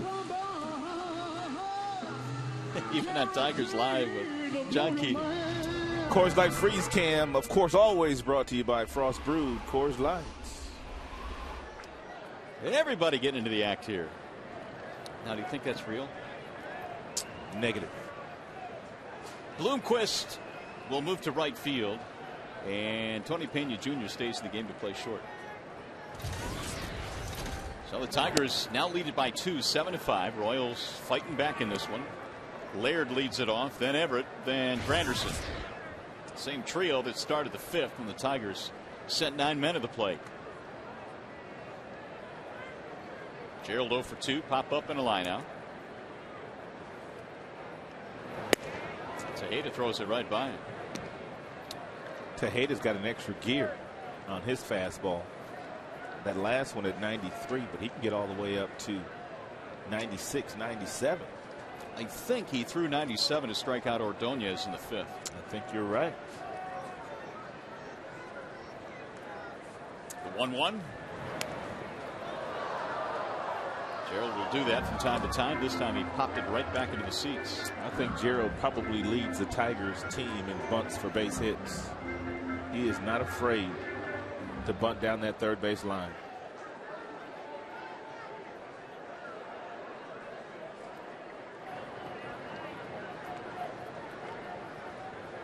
One and two.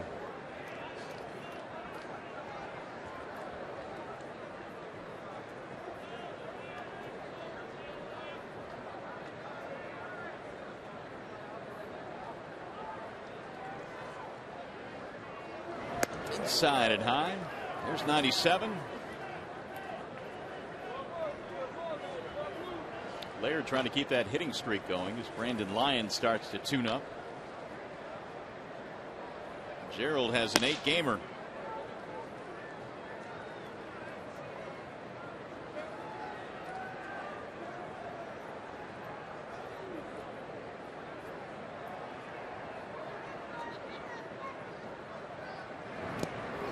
Checked it.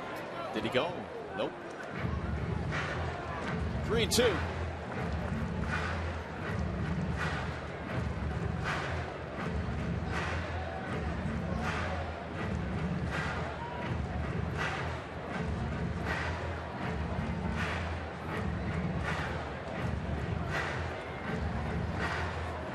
Verlander has given up 5 runs, but his teammates have gotten him 7.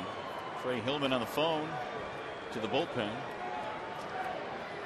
Justin tonight with a big strikeout game of 11 through 6 innings.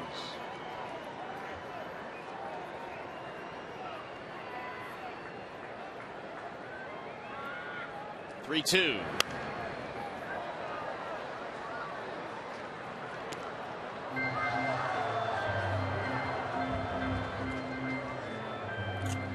It's a nice line. And for Verlander, 11 strikeouts, 6th career 11 strikeout game. Only 3 of the 5 runs given up by Justin today earned. There's a walk. What's going on around the rest of the American League? Some scores you want to follow, including Cleveland, Chicago. They're 1-1, bottom of the 3rd. Any trailing tonight. There's that help that you were talking about. The Yankees leading early in that game. Sabathia on the mound for the Yankees tonight.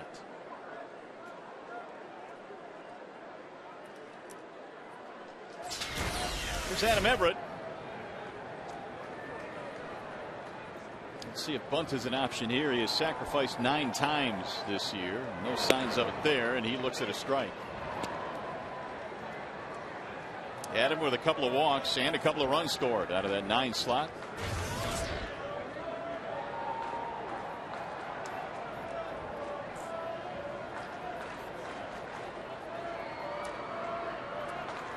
Tigers' big inning was a 4-run 5th. Marcus Thames the key blow, a 3-run shot. His 8th home run of the year. Now he shows bunt and he takes a strike. Now it's 0-2.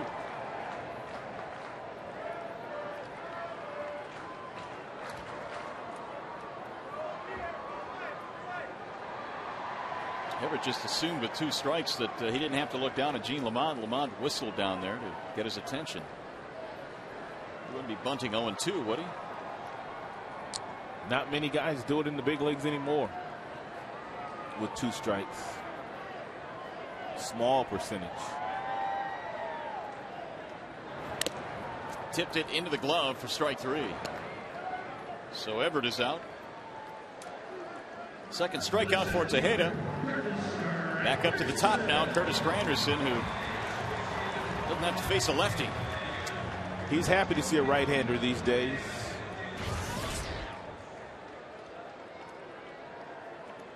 Curtis against the starter Chen was 0 for 3.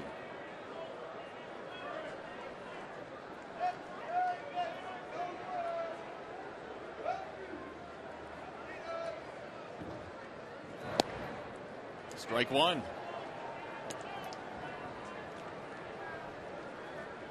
Greinke against Luke French tomorrow, and then Cleveland comes to town after an off day on Thursday. That'll take us up to the All-Star break.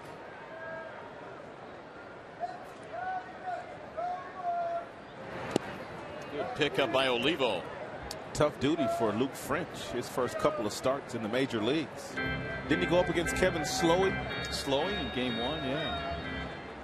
And tomorrow, he's got another 10-game winner. Kevin Slowey also a 10-game winner with the Minnesota Twins. I thought Luke acquitted himself quite well at the Metrodome. Yes, he did. Yes, he did. He'll get a chance to make his first home start. Driven toward left field. It's going to slice and go foul. Almost. That would have been an RBI.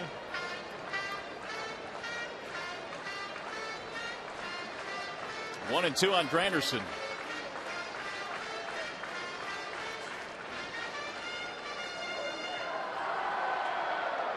Souvenir? Yep, you bet. Now, will that go up on the mantle, or will it be in the backyard tomorrow? That's got to go on the mantle. Does it? Off Granderson's bat? Oh, yeah, for sure. He might get his sign one of these days. Yeah. Inside. We always take shots at Granderson.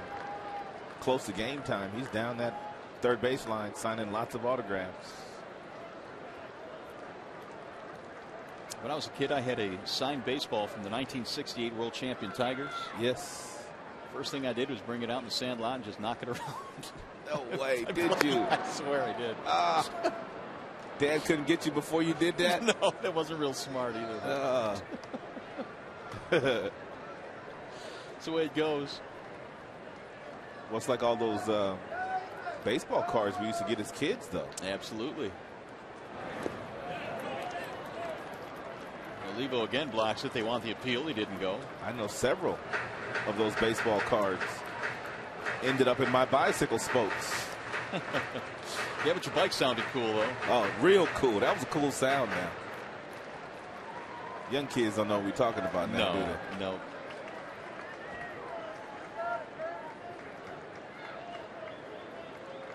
Yes, young man, you're on TV. He got a little tilt to that cap, too, doesn't he? Well, he made a good play. 3-2 with the runner going, and it's fouled back. Laird was on the move with 1 out.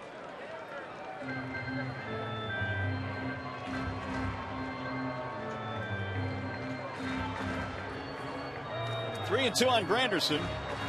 Curtis has scored 51 runs this year. That is a team high for the Tigers, so he's on pace to get his 100. In fact, he has scored more runs than any other American leaguer since the start of 07.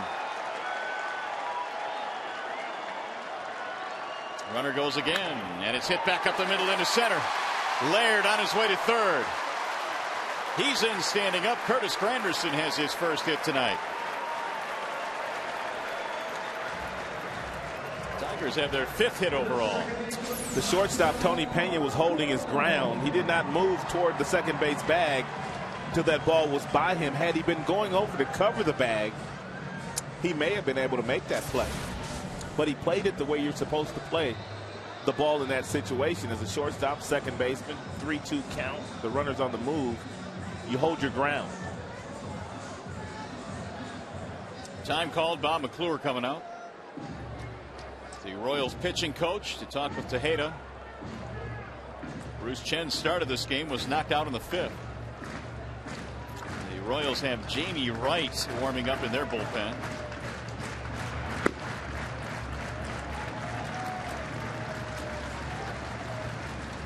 So he'll be next, more than likely, to come into this game. Home plate umpire Fielden Culbreth is out there to break it up. McClure buying as much time as he possibly can. So that'll bring up Polanco, who's had a big homer tonight.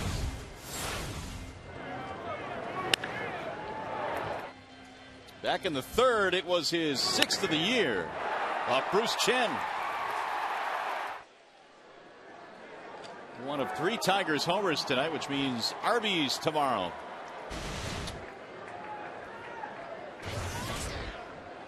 Tigers trying to rebuild that lead with only 1 out here in the 6th.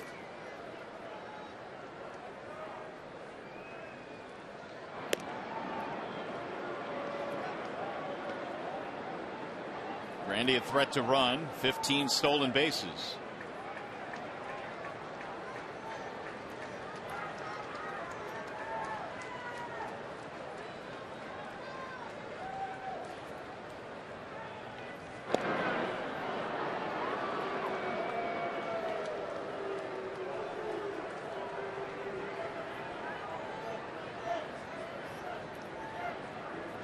Curtis this year has been caught 4 times. Olivo is at 31% at throwing runners out. Swing and a miss.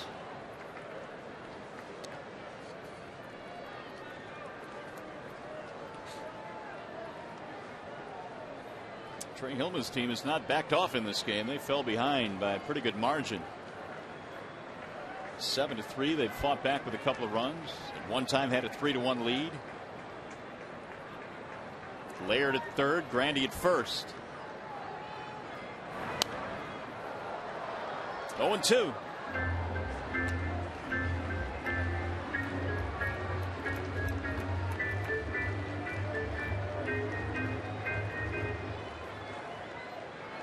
Polanco with 2 RBIs make it 3 RBIs tonight, and now has 39 for the year as Cabrera lurks on deck.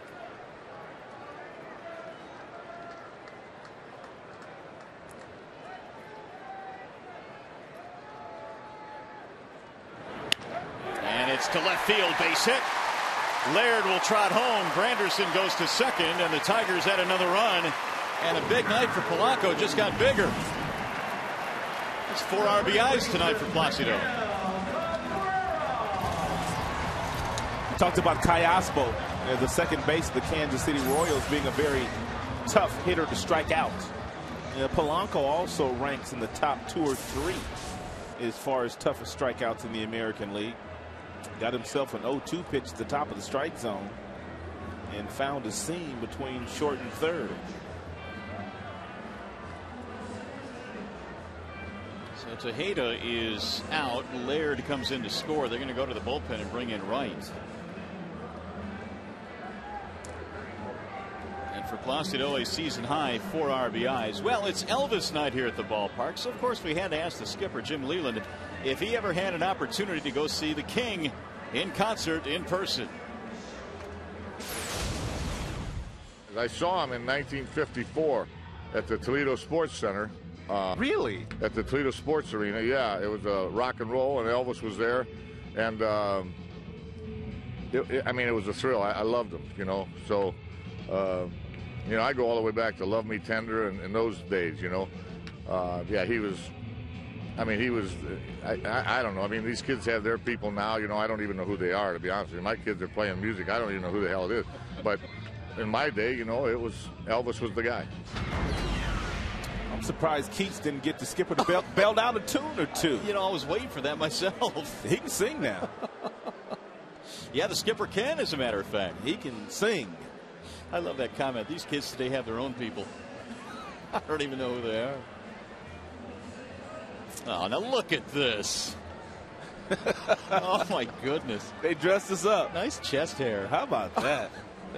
You got the James Brown look going, I too. I do.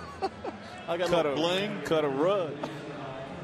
Oh, boy, the things they can do with technology these days. You know, I'll take it because that head of hair right there, I haven't seen that since I was 18. That is absolutely beautiful. You know, you got to watch it on these theme nights because they always find a way. They do. They know how to do it. They always find a way. I had my stuff fried, dyed, and laid to the side. And I can't top that. That's exactly what James Brown did. He had it just like that. I cannot top that. Speechless. Here's something I can talk about. Jamie Wright. Fried, dyed, and laid to the side? Yes, indeed. Nice. All right, here's Wright now in his 31st appearance that he will face Miguel Cabrera. I had some bangs there, too. Yeah, you did. That's not right. Oh, you had a total look there. A little combination. James Brown, Elvis, little Prince. Cabrera has the home run. That was back in the first. He's also walked a couple of times, once intentionally. Trying to break this one open again. Well, nowhere to put the big fella now.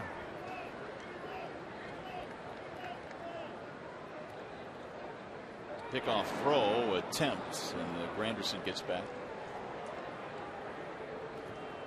Tigers have 6 hits, a 3-run lead, and a chance once again to bust it open.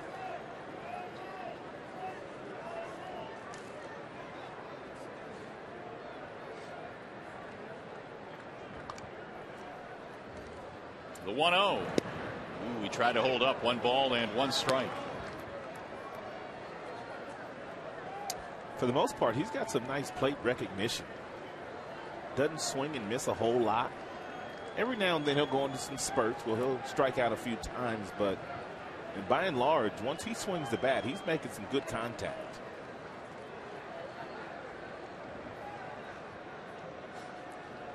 Which is one of the reasons why he comes in a 300 hitter with power. There's only a few of those guys walking around that are right-handed batters. A-Rod, Vladdy, Manny, Cabrera. They come to mind with a mix of power and average. You can throw Pujols in there. Oh, yeah. You can probably throw the king. Oh, yeah. Of that list. How'd I leave him out? Now the 1-2. Ground ball to third. Fielding there is Tien to second one. Relay on 1 hop. In time for the out. A double play. So the Tigers have to settle for 1. We'll head to the 7th.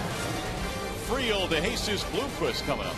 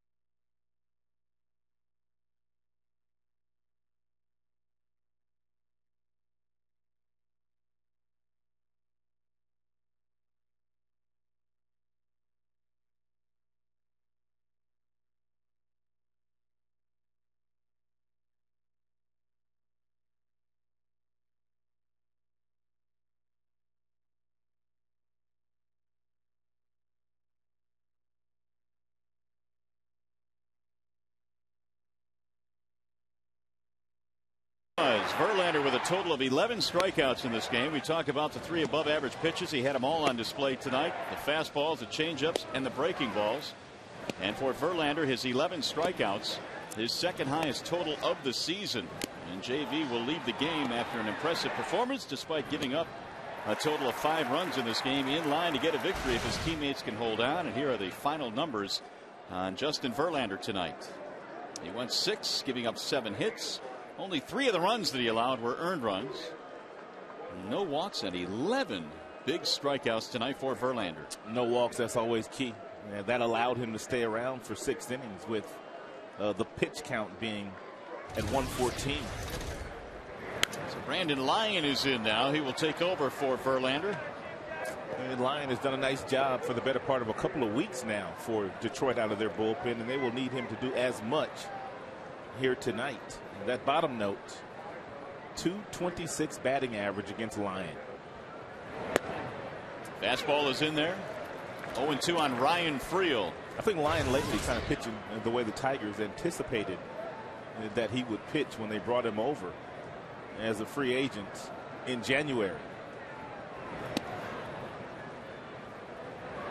Well, Jim Leyland has always said this is the way he wants to line it up. He'd like to have Lyon as his 7th inning man. Zamaya in the 8th and Rodney in the 9th.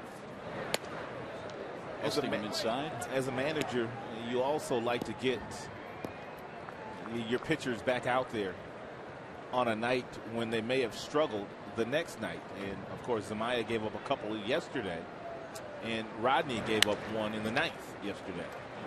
Right to the second baseman, Polanco. Friel is out.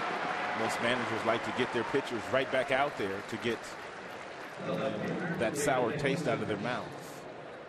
And it's kind of lining up that way here again tonight. Yep, sure is, with a 3-run lead.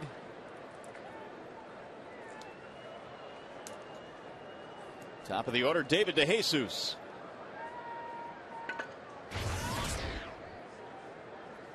Doubled in 3 runs in the second. He's had a couple of hits tonight. Good breaking ball. 0-1 on DeJesus.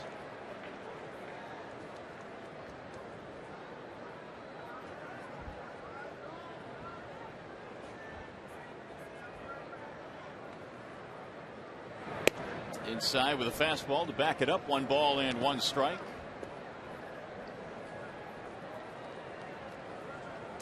Jesus now has hit safely in 9 of his last 10.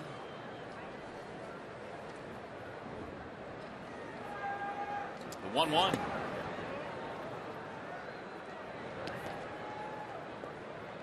Bobby C., the left-hander, tuning up.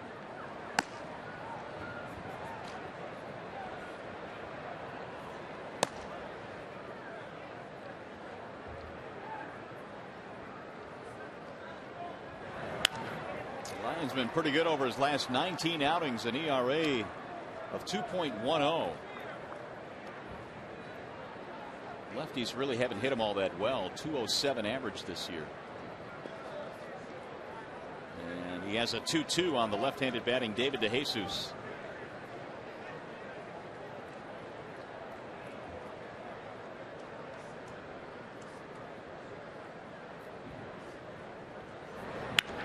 Right back up the middle. Got himself a breaking ball, and he drilled it to center. Well, we talked about that breaking ball with 2 strikes. To a hitter that is not trying to hit the ball in the ballpark. If you hang it, because they have 2 strikes, they're waiting back a second longer, and they're able to put that ball in play.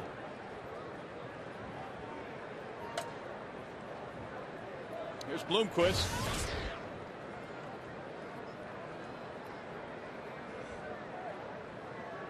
Willie is 0 for 3. By the way, now a 3-hit game for DeJesus.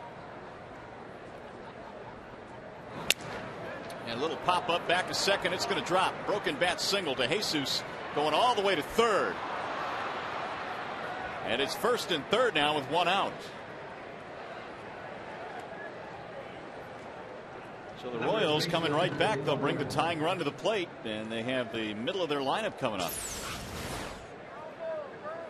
Little broken bat flare. Good base running here by DeJesus. He read it all the way. and did not need the help of the third base coach to tell him whether he could get to third or not. The play was right in front of him.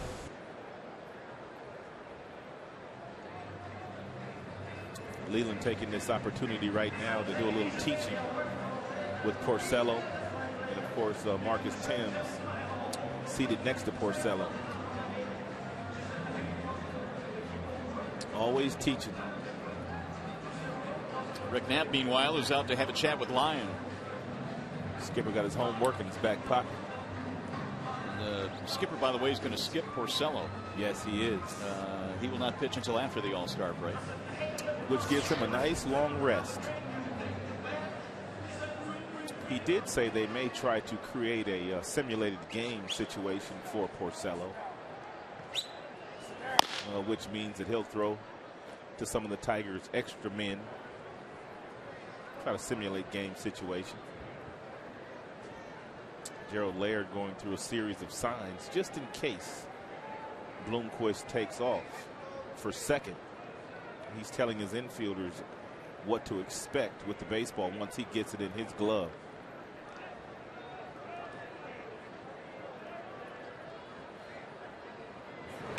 Bouncing ball back up the middle. Could be two, and it is. A 4-6-3 off the bat of Billy Butler. Just in the nick of time for Brandon Lyon. Thames, Rayburn, Inge coming up for the Tigers.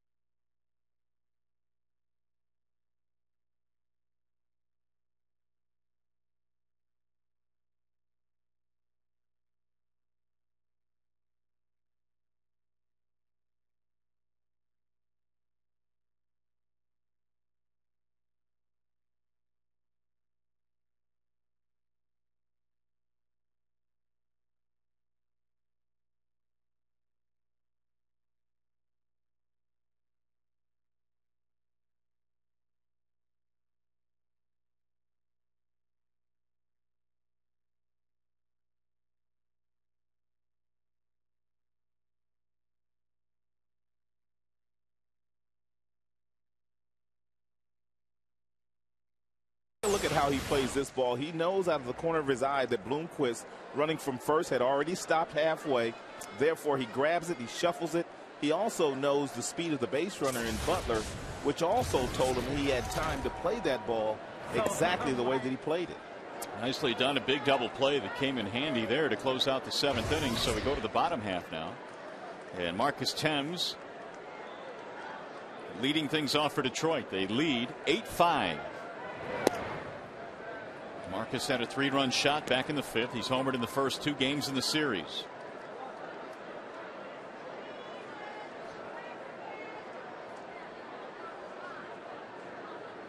Here's the 2-0.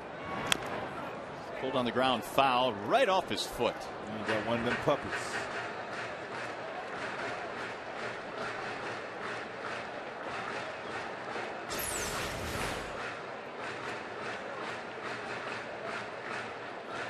Ooh, right above the instep.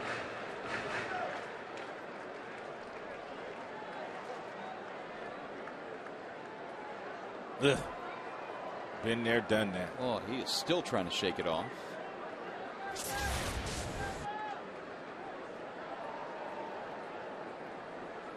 Mark is still in some pain, and he'll try and block that out as he hobbles back into the box.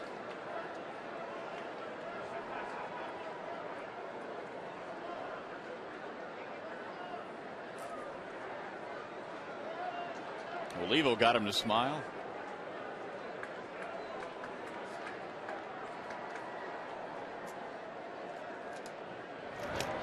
Wave and a miss. 2-2 on Thames.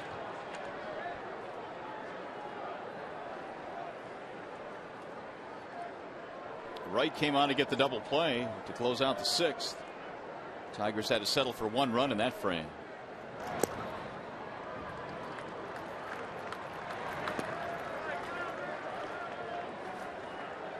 Jamie Wright last year pitched in 75 games with the Texas Rangers. So he came out of their pen a lot. 3-2 pitch. Pulled to third base. Tien throws him out. One gone in the seventh. Now Ryan Rayburn. Marcus hobbling back to the bench. What do you do for that after a game? You just ice it, or do you just let it be? No, you have to ice it. It's about all you can do. Just make sure you get some ice on it after the game. Maybe ice it again once you get home. Get to the ballpark earlier tomorrow than you normally would if it's still bothering you, and allow the training staff to help you loosen it up. It's Ryan Rayburn 0 for 2.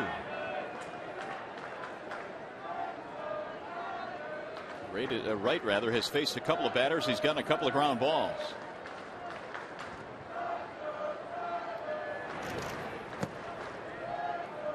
One and one. Tigers tonight have been out hit by 3, 9-6, but they lead by 3.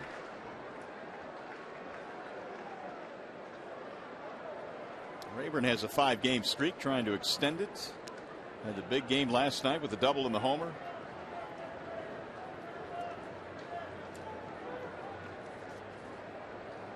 In fact, Rayburn's double in the 8th tied the game, only to have the Royals get a run in the 9th.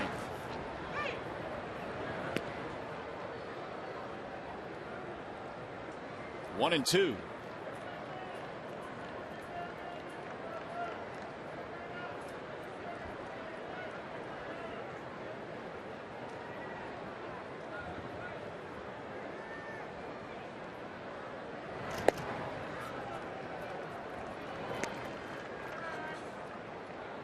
Chen started. Tejeda came on, then Wright in the 6th. Verlander started for the Tigers. And gave way to Brandon Lyon.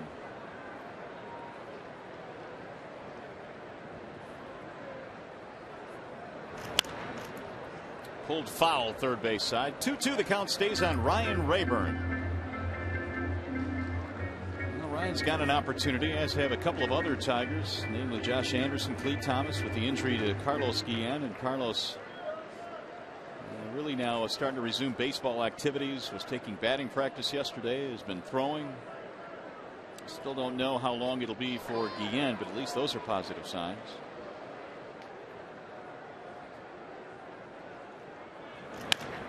Another chopper hit to the left side.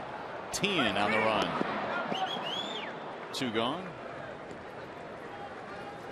Well, Tigers fans, you have the final say. Vote for Brandon Inge as the final American League All-Star. Go to Tigers.com and cast your 2009 All-Star Game final votes. Send Inge to the All-Star Game in St. Louis. Don't forget, voting ends this Thursday at 4 p.m. Eastern Time. So make sure you get in there and vote as many times as you can. Figgins, Kinsler, Lind, and Pena are the other players Inge going up against. First pitch inside to Brandon.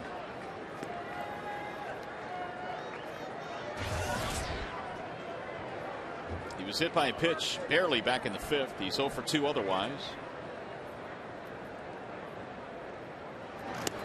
Inside again, 2-0.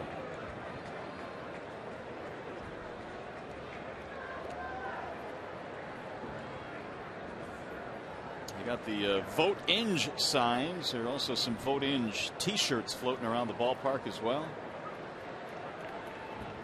Tigers putting on a pretty good campaign to get their guy in. Yes, they are. They did that a few years ago with Bonderman as well. That's going to get through. Base hit. James fights one off back into center field. You got to believe the other teams are doing the same for their players.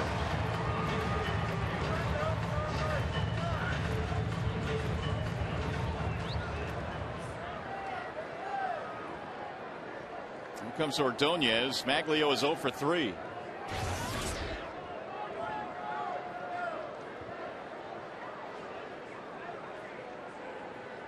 Struck out his last time up.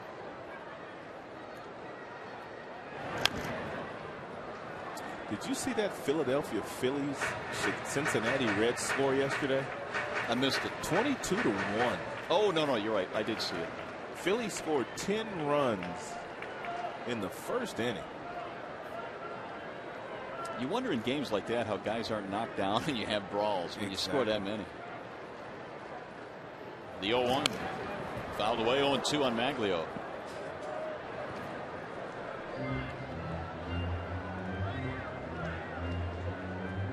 Phillies leading the National League East. And they've somewhat struggled, too. Yeah, they sure have. They're only 6 over. Jimmy Rollins was having a very difficult time, but the last 5 games or so, Jay Roll has played a lot better.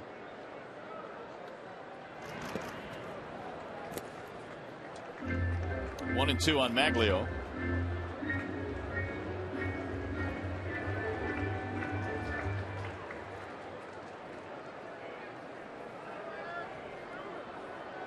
The lefty Ron Mayhay tuning up in the KC pen. Yankees still leading Minnesota 3-1 now in the 4th inning. 2-2 on Mags. And the White Sox are trailing at home to Cleveland 2-1. The 2 closest competitors for the Tigers.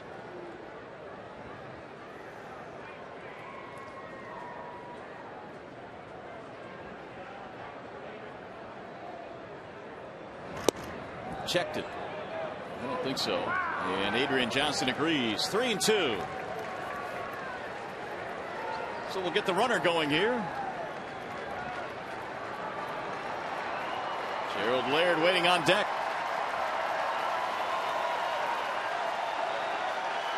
Good crowd tonight. Almost 30,000 fans here.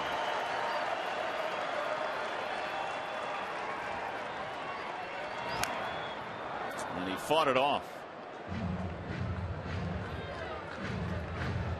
Inge was on the move, and they'll run him again. Maglio now 0 for 5 in the series. He came in batting just .203 in his previous 18 games. Will show signs every now and then, but just has not been able to bust out of it.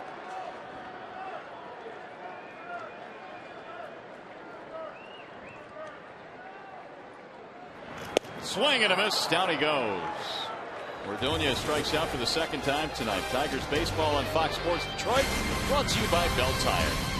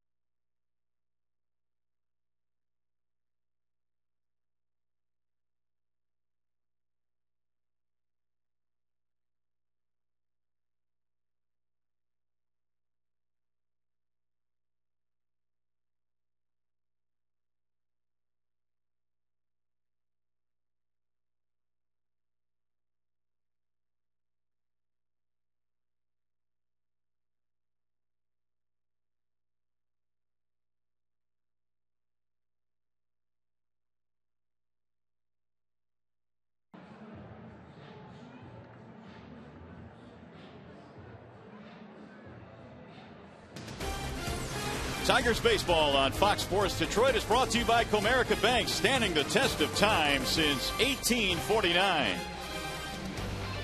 And here is our Comerica Bank game summary with the Tigers in the 8th inning leading by 3. David DeJesus had a 3-run double in the 2nd inning. Cabrera, Polanco, and Thames have each homered for the Tigers. That means Arby's tomorrow.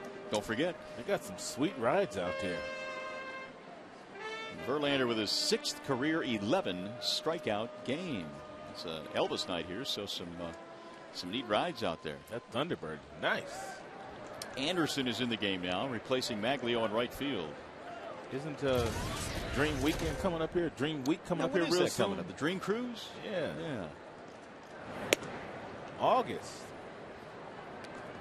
Bobby C is the new pitcher. And 38th game now for Bobby.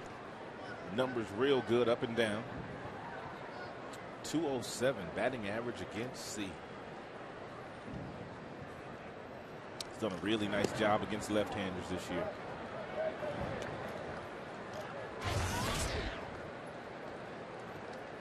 Well, apparently the improvement in his breaking ball has been a big key for him against those lefties. Throwing a lot of fastballs as well. Knocking left-handers off the plate with that fastball. Opening up that outside corner.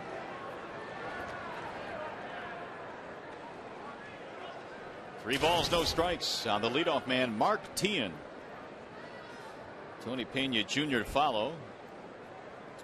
Walks are never a good thing this late in the game. And he lost him on 4 straight pitches. So that'll make the skipper grumble a little bit. Begin to pace. The shortstop, Tony Pena Jr. Seen it time and time again. The leadoff walks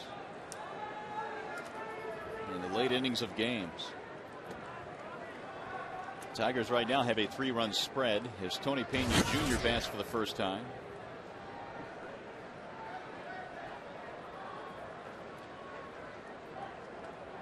He came into the game when Jose Guillen had to leave with an injury. There's a strike.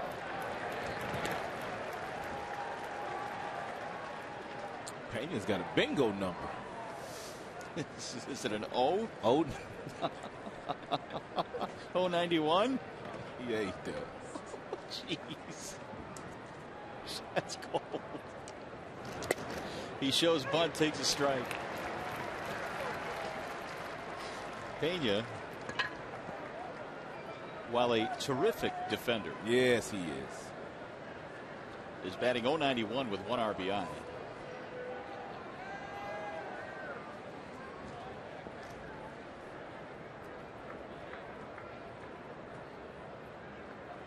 The 0-2 is swung on and missed.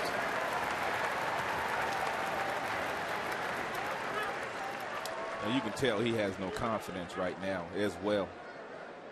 He was their starting shortstop a couple of years ago, and he went into that position last year also as their starter, but he has just not hit very well in the big leagues. Brian Pena has picked up a bat. And so from one Pena to the next. If I could have your attention, please. This Pena is batting 333. Number 3, Brian Pena. So he'll bat for Jacobs. Well, Jim has Zumaya hot and ready to go. Should he want to use him here?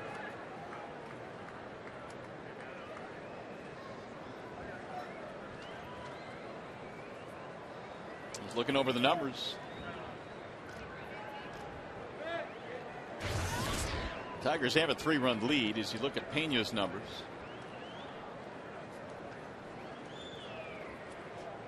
And C will face him.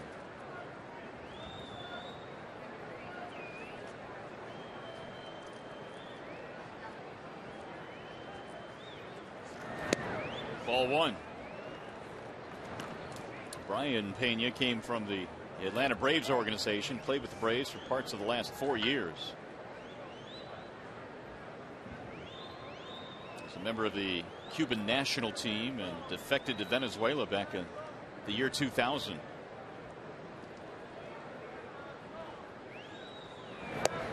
Strike call, 1-1.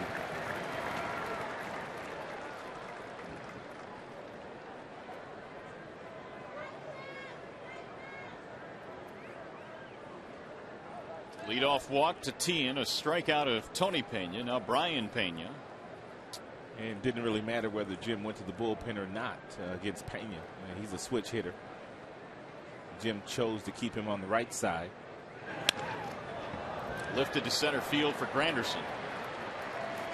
That's out number 2. Callaspo also coming to the plate right now is a switch hitter himself. So we'll see what side Jim wants him to hit on. Looks like he wants him to hit left-handed. Apparently so. Here comes the skipper.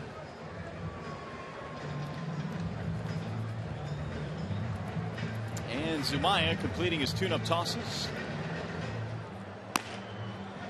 He'll be summoned from the bullpen. Bobby C gives up the baseball. Here comes Big Joel. We'll be back.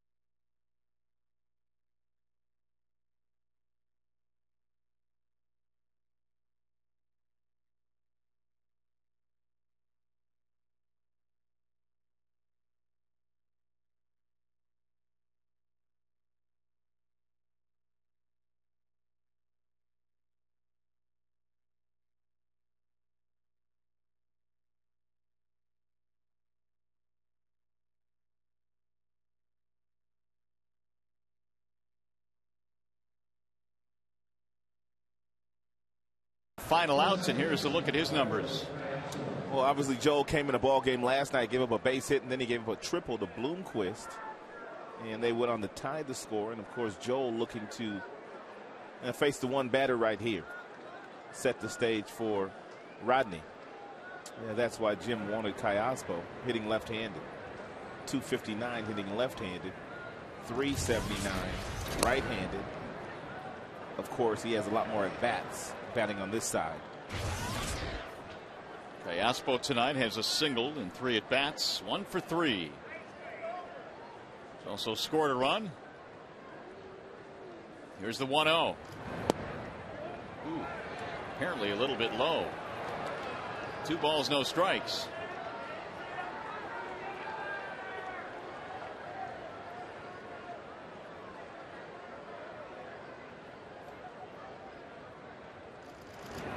Way high. 3-0 now on Callaspo.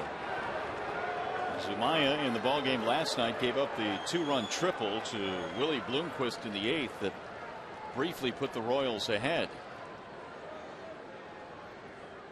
See if he's taken here on 3-0. He is, and it's ball 4. So that strategy is foiled. It's the second walk in the inning, and now that's going to bring the tying run to the plate.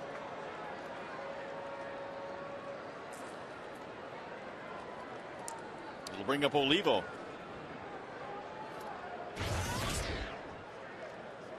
Olivo singled against Zumaya last night.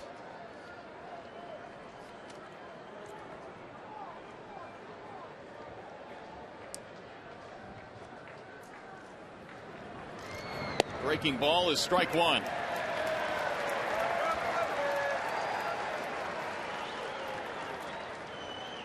Four straight fastballs mess the strike zone, and a curve drops in nicely.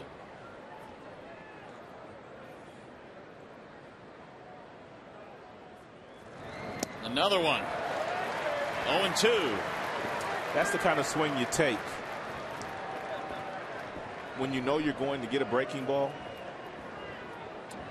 and you just swing at it. he knows he's going to get a breaking ball, and he just can't lay off of it.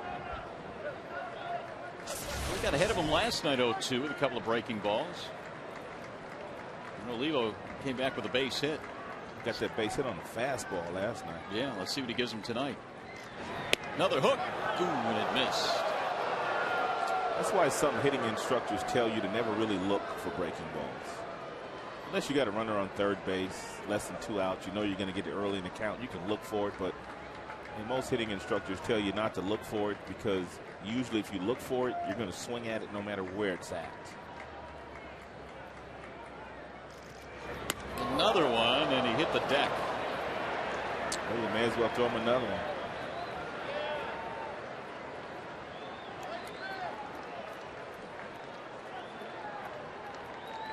Two and two. Miguel Olivo, the tying run at the plate here in the 8th in an 8-5 game.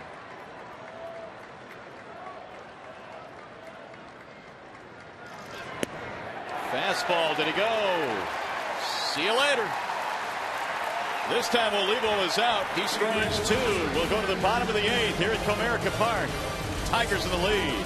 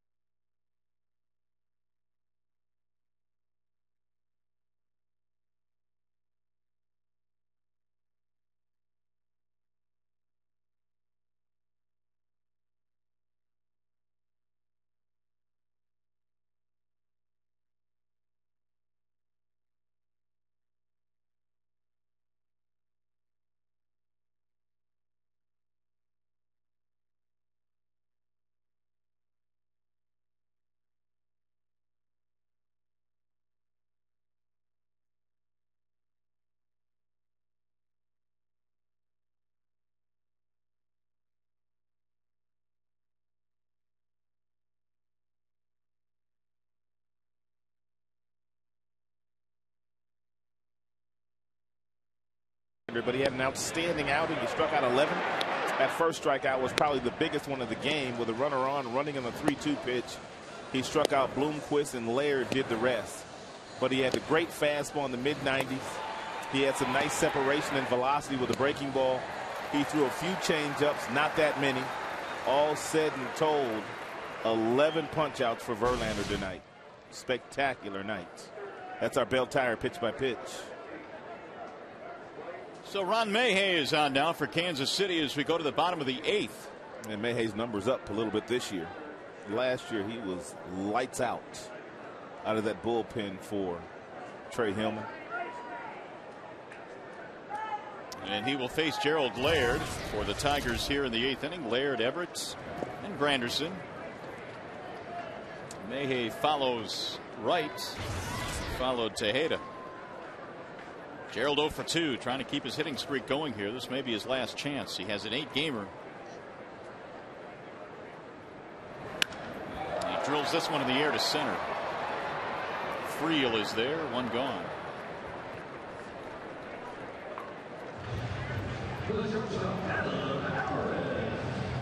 One out, and now Adam Everett. You may know Mayhay's story by now. He began his professional career as an outfielder in the Boston Red Sox organization and then eventually was converted to the pitching mound back in 1996. He's been around a long time with several different organizations. Everett takes a strike. Adam has been very patient at the plate today. Walked a couple of times, struck out his last time up. But seeing a lot of pitches. 0-2.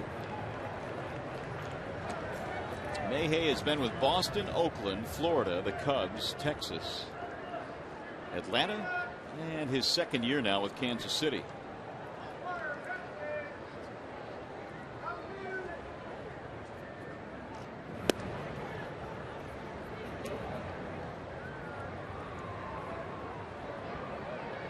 One ball, 2 strikes. Everett with a couple of walks, a couple of runs. Swing and a miss. 2 quick outs for Mayhay. The center fielder, Curtis Granderson. Action in the Tigers' pen. There's your closer, Fernando Rodney.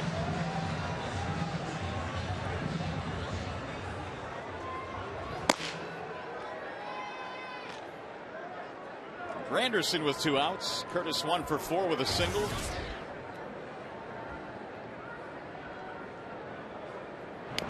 Drops down a bunt. We don't see Curtis going that direction very often. Usually he's trying to take that bunt past the pitcher, falling off toward the third base side of the rubber, especially a left-handed pitcher.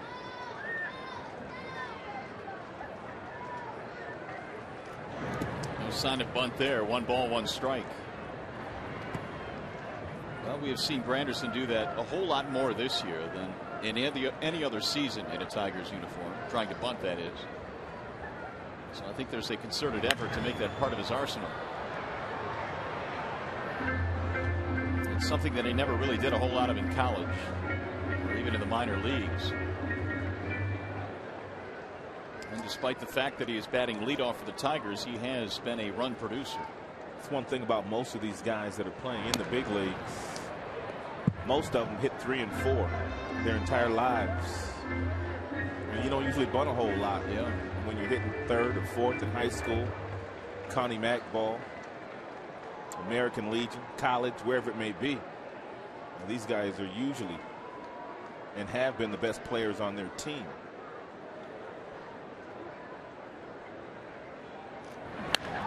Pulled on the ground and threw a base hit. Billy Butler may have left his feet prematurely. Looked like he had a couple of more steps to take before he dove for that ball. The second baseman. And had he done that, he may have gotten to it. Look at Billy. As soon as this ball is hit, he takes about 1 step, leaves his feet. But he had a couple more steps to take before that ball got there. Still learning that position, but they say that he's getting a whole lot better over there. And as a matter of fact, there are some people that travel with the Royals that say he's going to be a good first baseman someday. Throwing still an issue for Butler, in particular, that 3-6-3 double play, which gives a lot of first basemen trouble initially. That's what makes the progress that Miguel Cabrera has made really impressive. Yeah. You know, his throws for the most part have been very accurate. I think the one thing that kind of helped Miguel is the fact that he was a third baseman by trade. Yeah. And not afraid to throw. And he's got an outstanding throwing arm. Well, Polanco's had a big night. 4 RBIs, 3 hits. Miguel is blessed with a lot of baseball gifts, a lot of talent.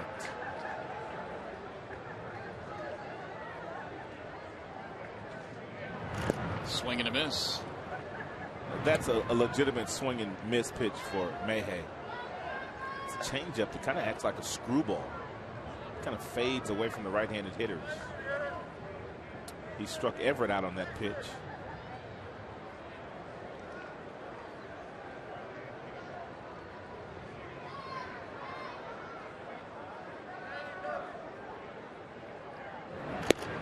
And he's usually tougher on right-handers than he is on left-handers because of that pitch.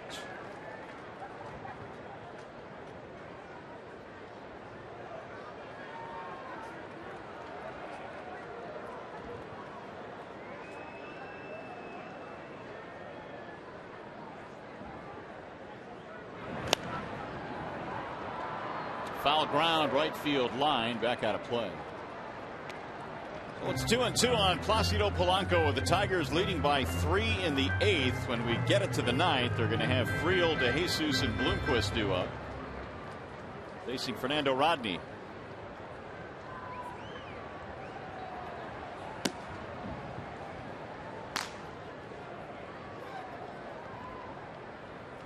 Two and two on Placido Polanco. Little pop up to the second baseman. Callaspo hauls it inside, retired. On our way to the 9th, Tigers 3 outs away from a win.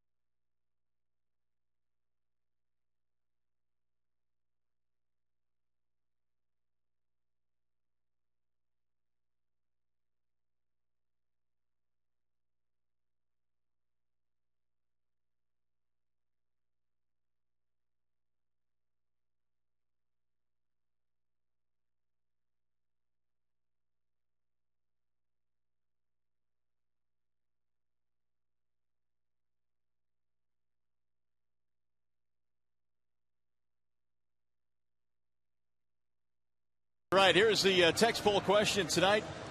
The Tigers' first half MVP, who'd you think it was? Inge right now getting 51% of the vote. You can still text. There is time. Final results on Tigers Live. In the meantime, the Tigers trying to put this one in the win column. They'll turn things over to their closer now, Fernando Rodney.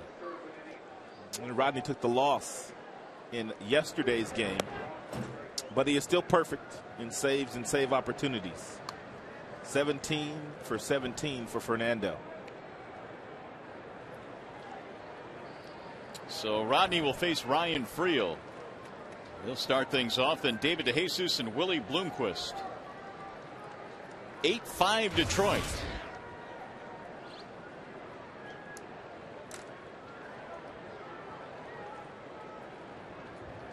Friel 0 for 3, reaching on catcher's interference back in the second and scoring a run. Rodney delivers a fastball up and in to start things off in the 9th. And when you're down by 3, you're usually late. As an offense, you're taking a strike.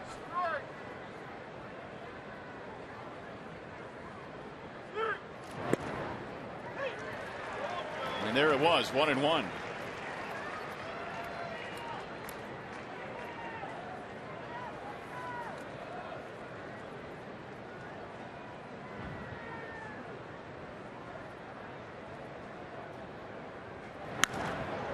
Hit it the other way, but foul. So he's got him set up 1-2 now.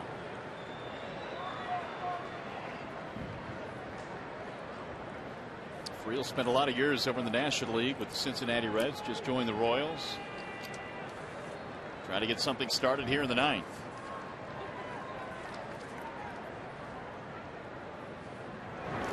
Way high. Rodney let that one get away at 97. Friel acquired from the Chicago Cubs for a player to be named later yesterday.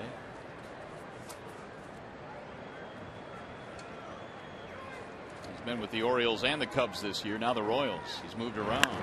Right back up the middle. That's going to get into center field. Friel has a base hit. He was real tardy on the fastball in the mid-90s, but he got a change up there. Bat sped up, caught it just right past Rodney.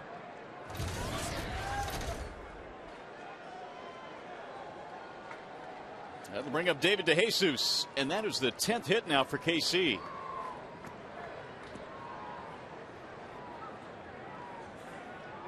It's been a big night for DeJesus, a 3-hit night, including a 3-run double.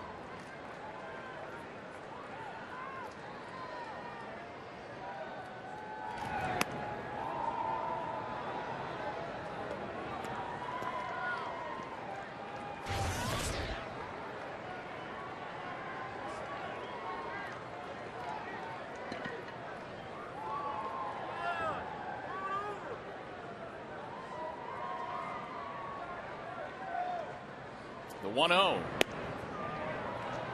Changeup is high. 2 balls, no strikes.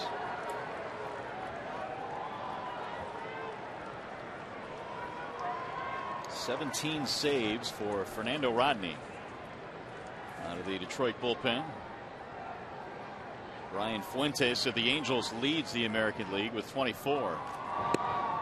And there is ball 3 on DeJesus.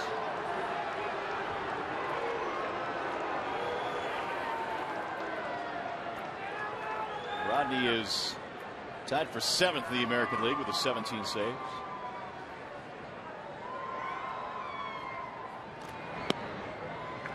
Three and one. A sarcastic cheer coming from the Tigers fans here in the ninth.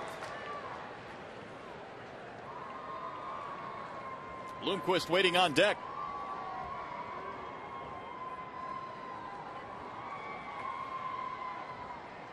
Three-one pitch. Fouled off the mask. 3-2 now on DeJesus. Series finale tomorrow. Luke French, Zach Greinke.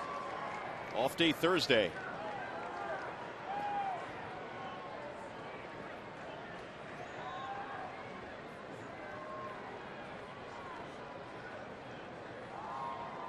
Boss is still in Elvis mode.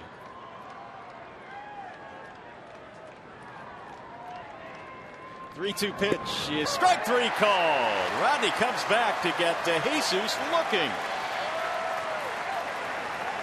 One away. This fastball had some movement to it. 96 at the top of the strike zone with some late life. DeJesus thought that ball was up. It may have been. I think it looked a little high. But the Tigers most definitely will take it. Here's Bloomquist. By the way, Tigers pitching tonight now has 14 strikeouts, which ties a season high. Most of those by the starter Verlander, who had 11 of them. Bloomquist had a base hit his last at bat, 1 for 4.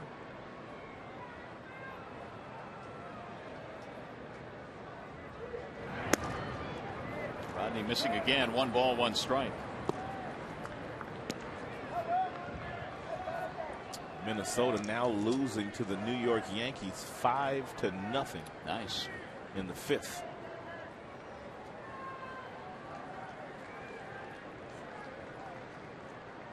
Yankees trying to keep the heat on the Red Sox. Changeup is high. 2-1.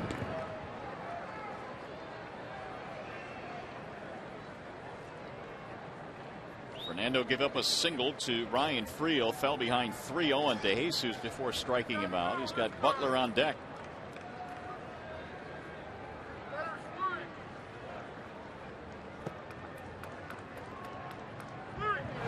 Way outside. Good pickup on the backhand by Laird. 3-1.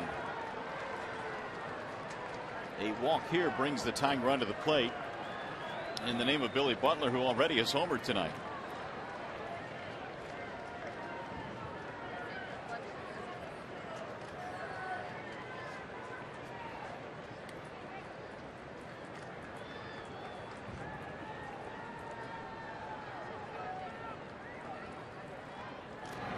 Way high, lost it. So it's a walk. It's going to put runners at first and second. Here comes Rick Knapp.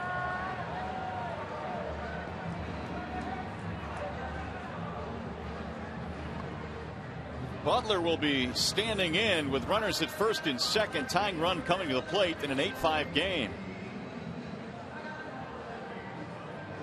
Butler with a double and a homer tonight.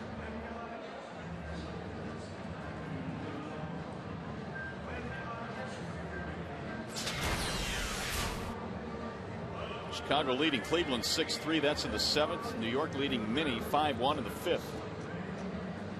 And Boston ahead of Oakland 5-2.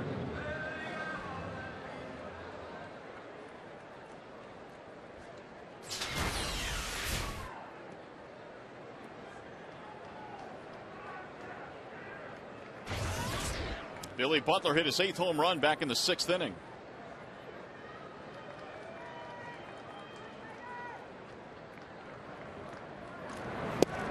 Oh, big swing by Butler, who was trying to tie this thing up with one mighty swing.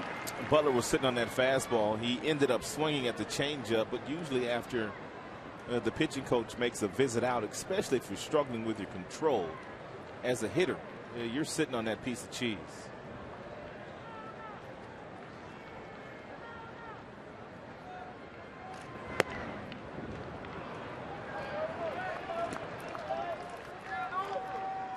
Rodney has consistently been up and out of the strike zone with that fastball tonight. 1 ball, 1 strike. In fact, the strikeout that he got of DeJesus looked to be a little bit high.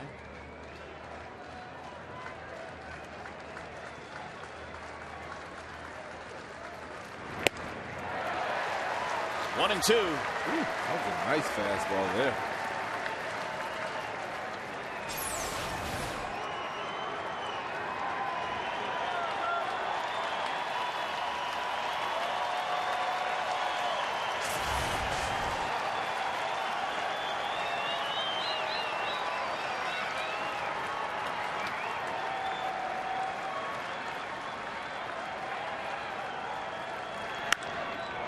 High fly ball, right field. It'll stay in the ballpark for Anderson.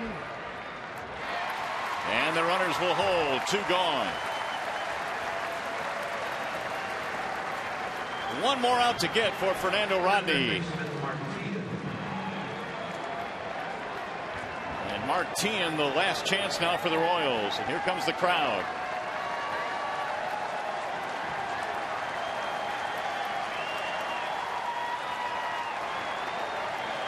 29,751 the attendance here tonight, looking for that final out.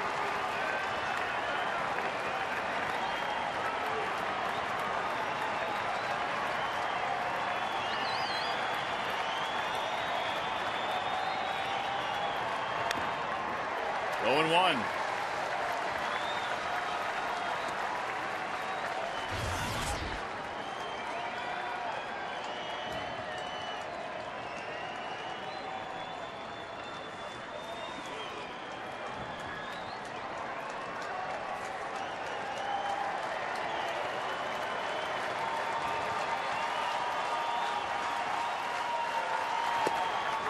High again, 1 ball, 1 strike. Rodney throwing a lot more fastballs here tonight than he did last night. Of course, the one changeup he threw last night, Jacobs hit out of here.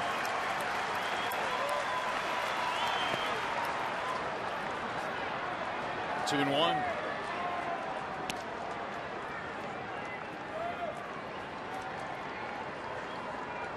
Fernando slowing things down here, trying to regroup.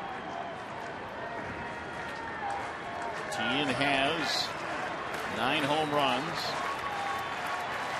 Rodney trying to keep him in the park.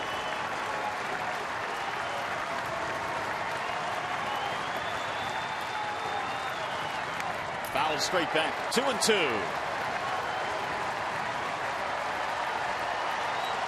One more strike to get. Tigers trying to get their 45th win.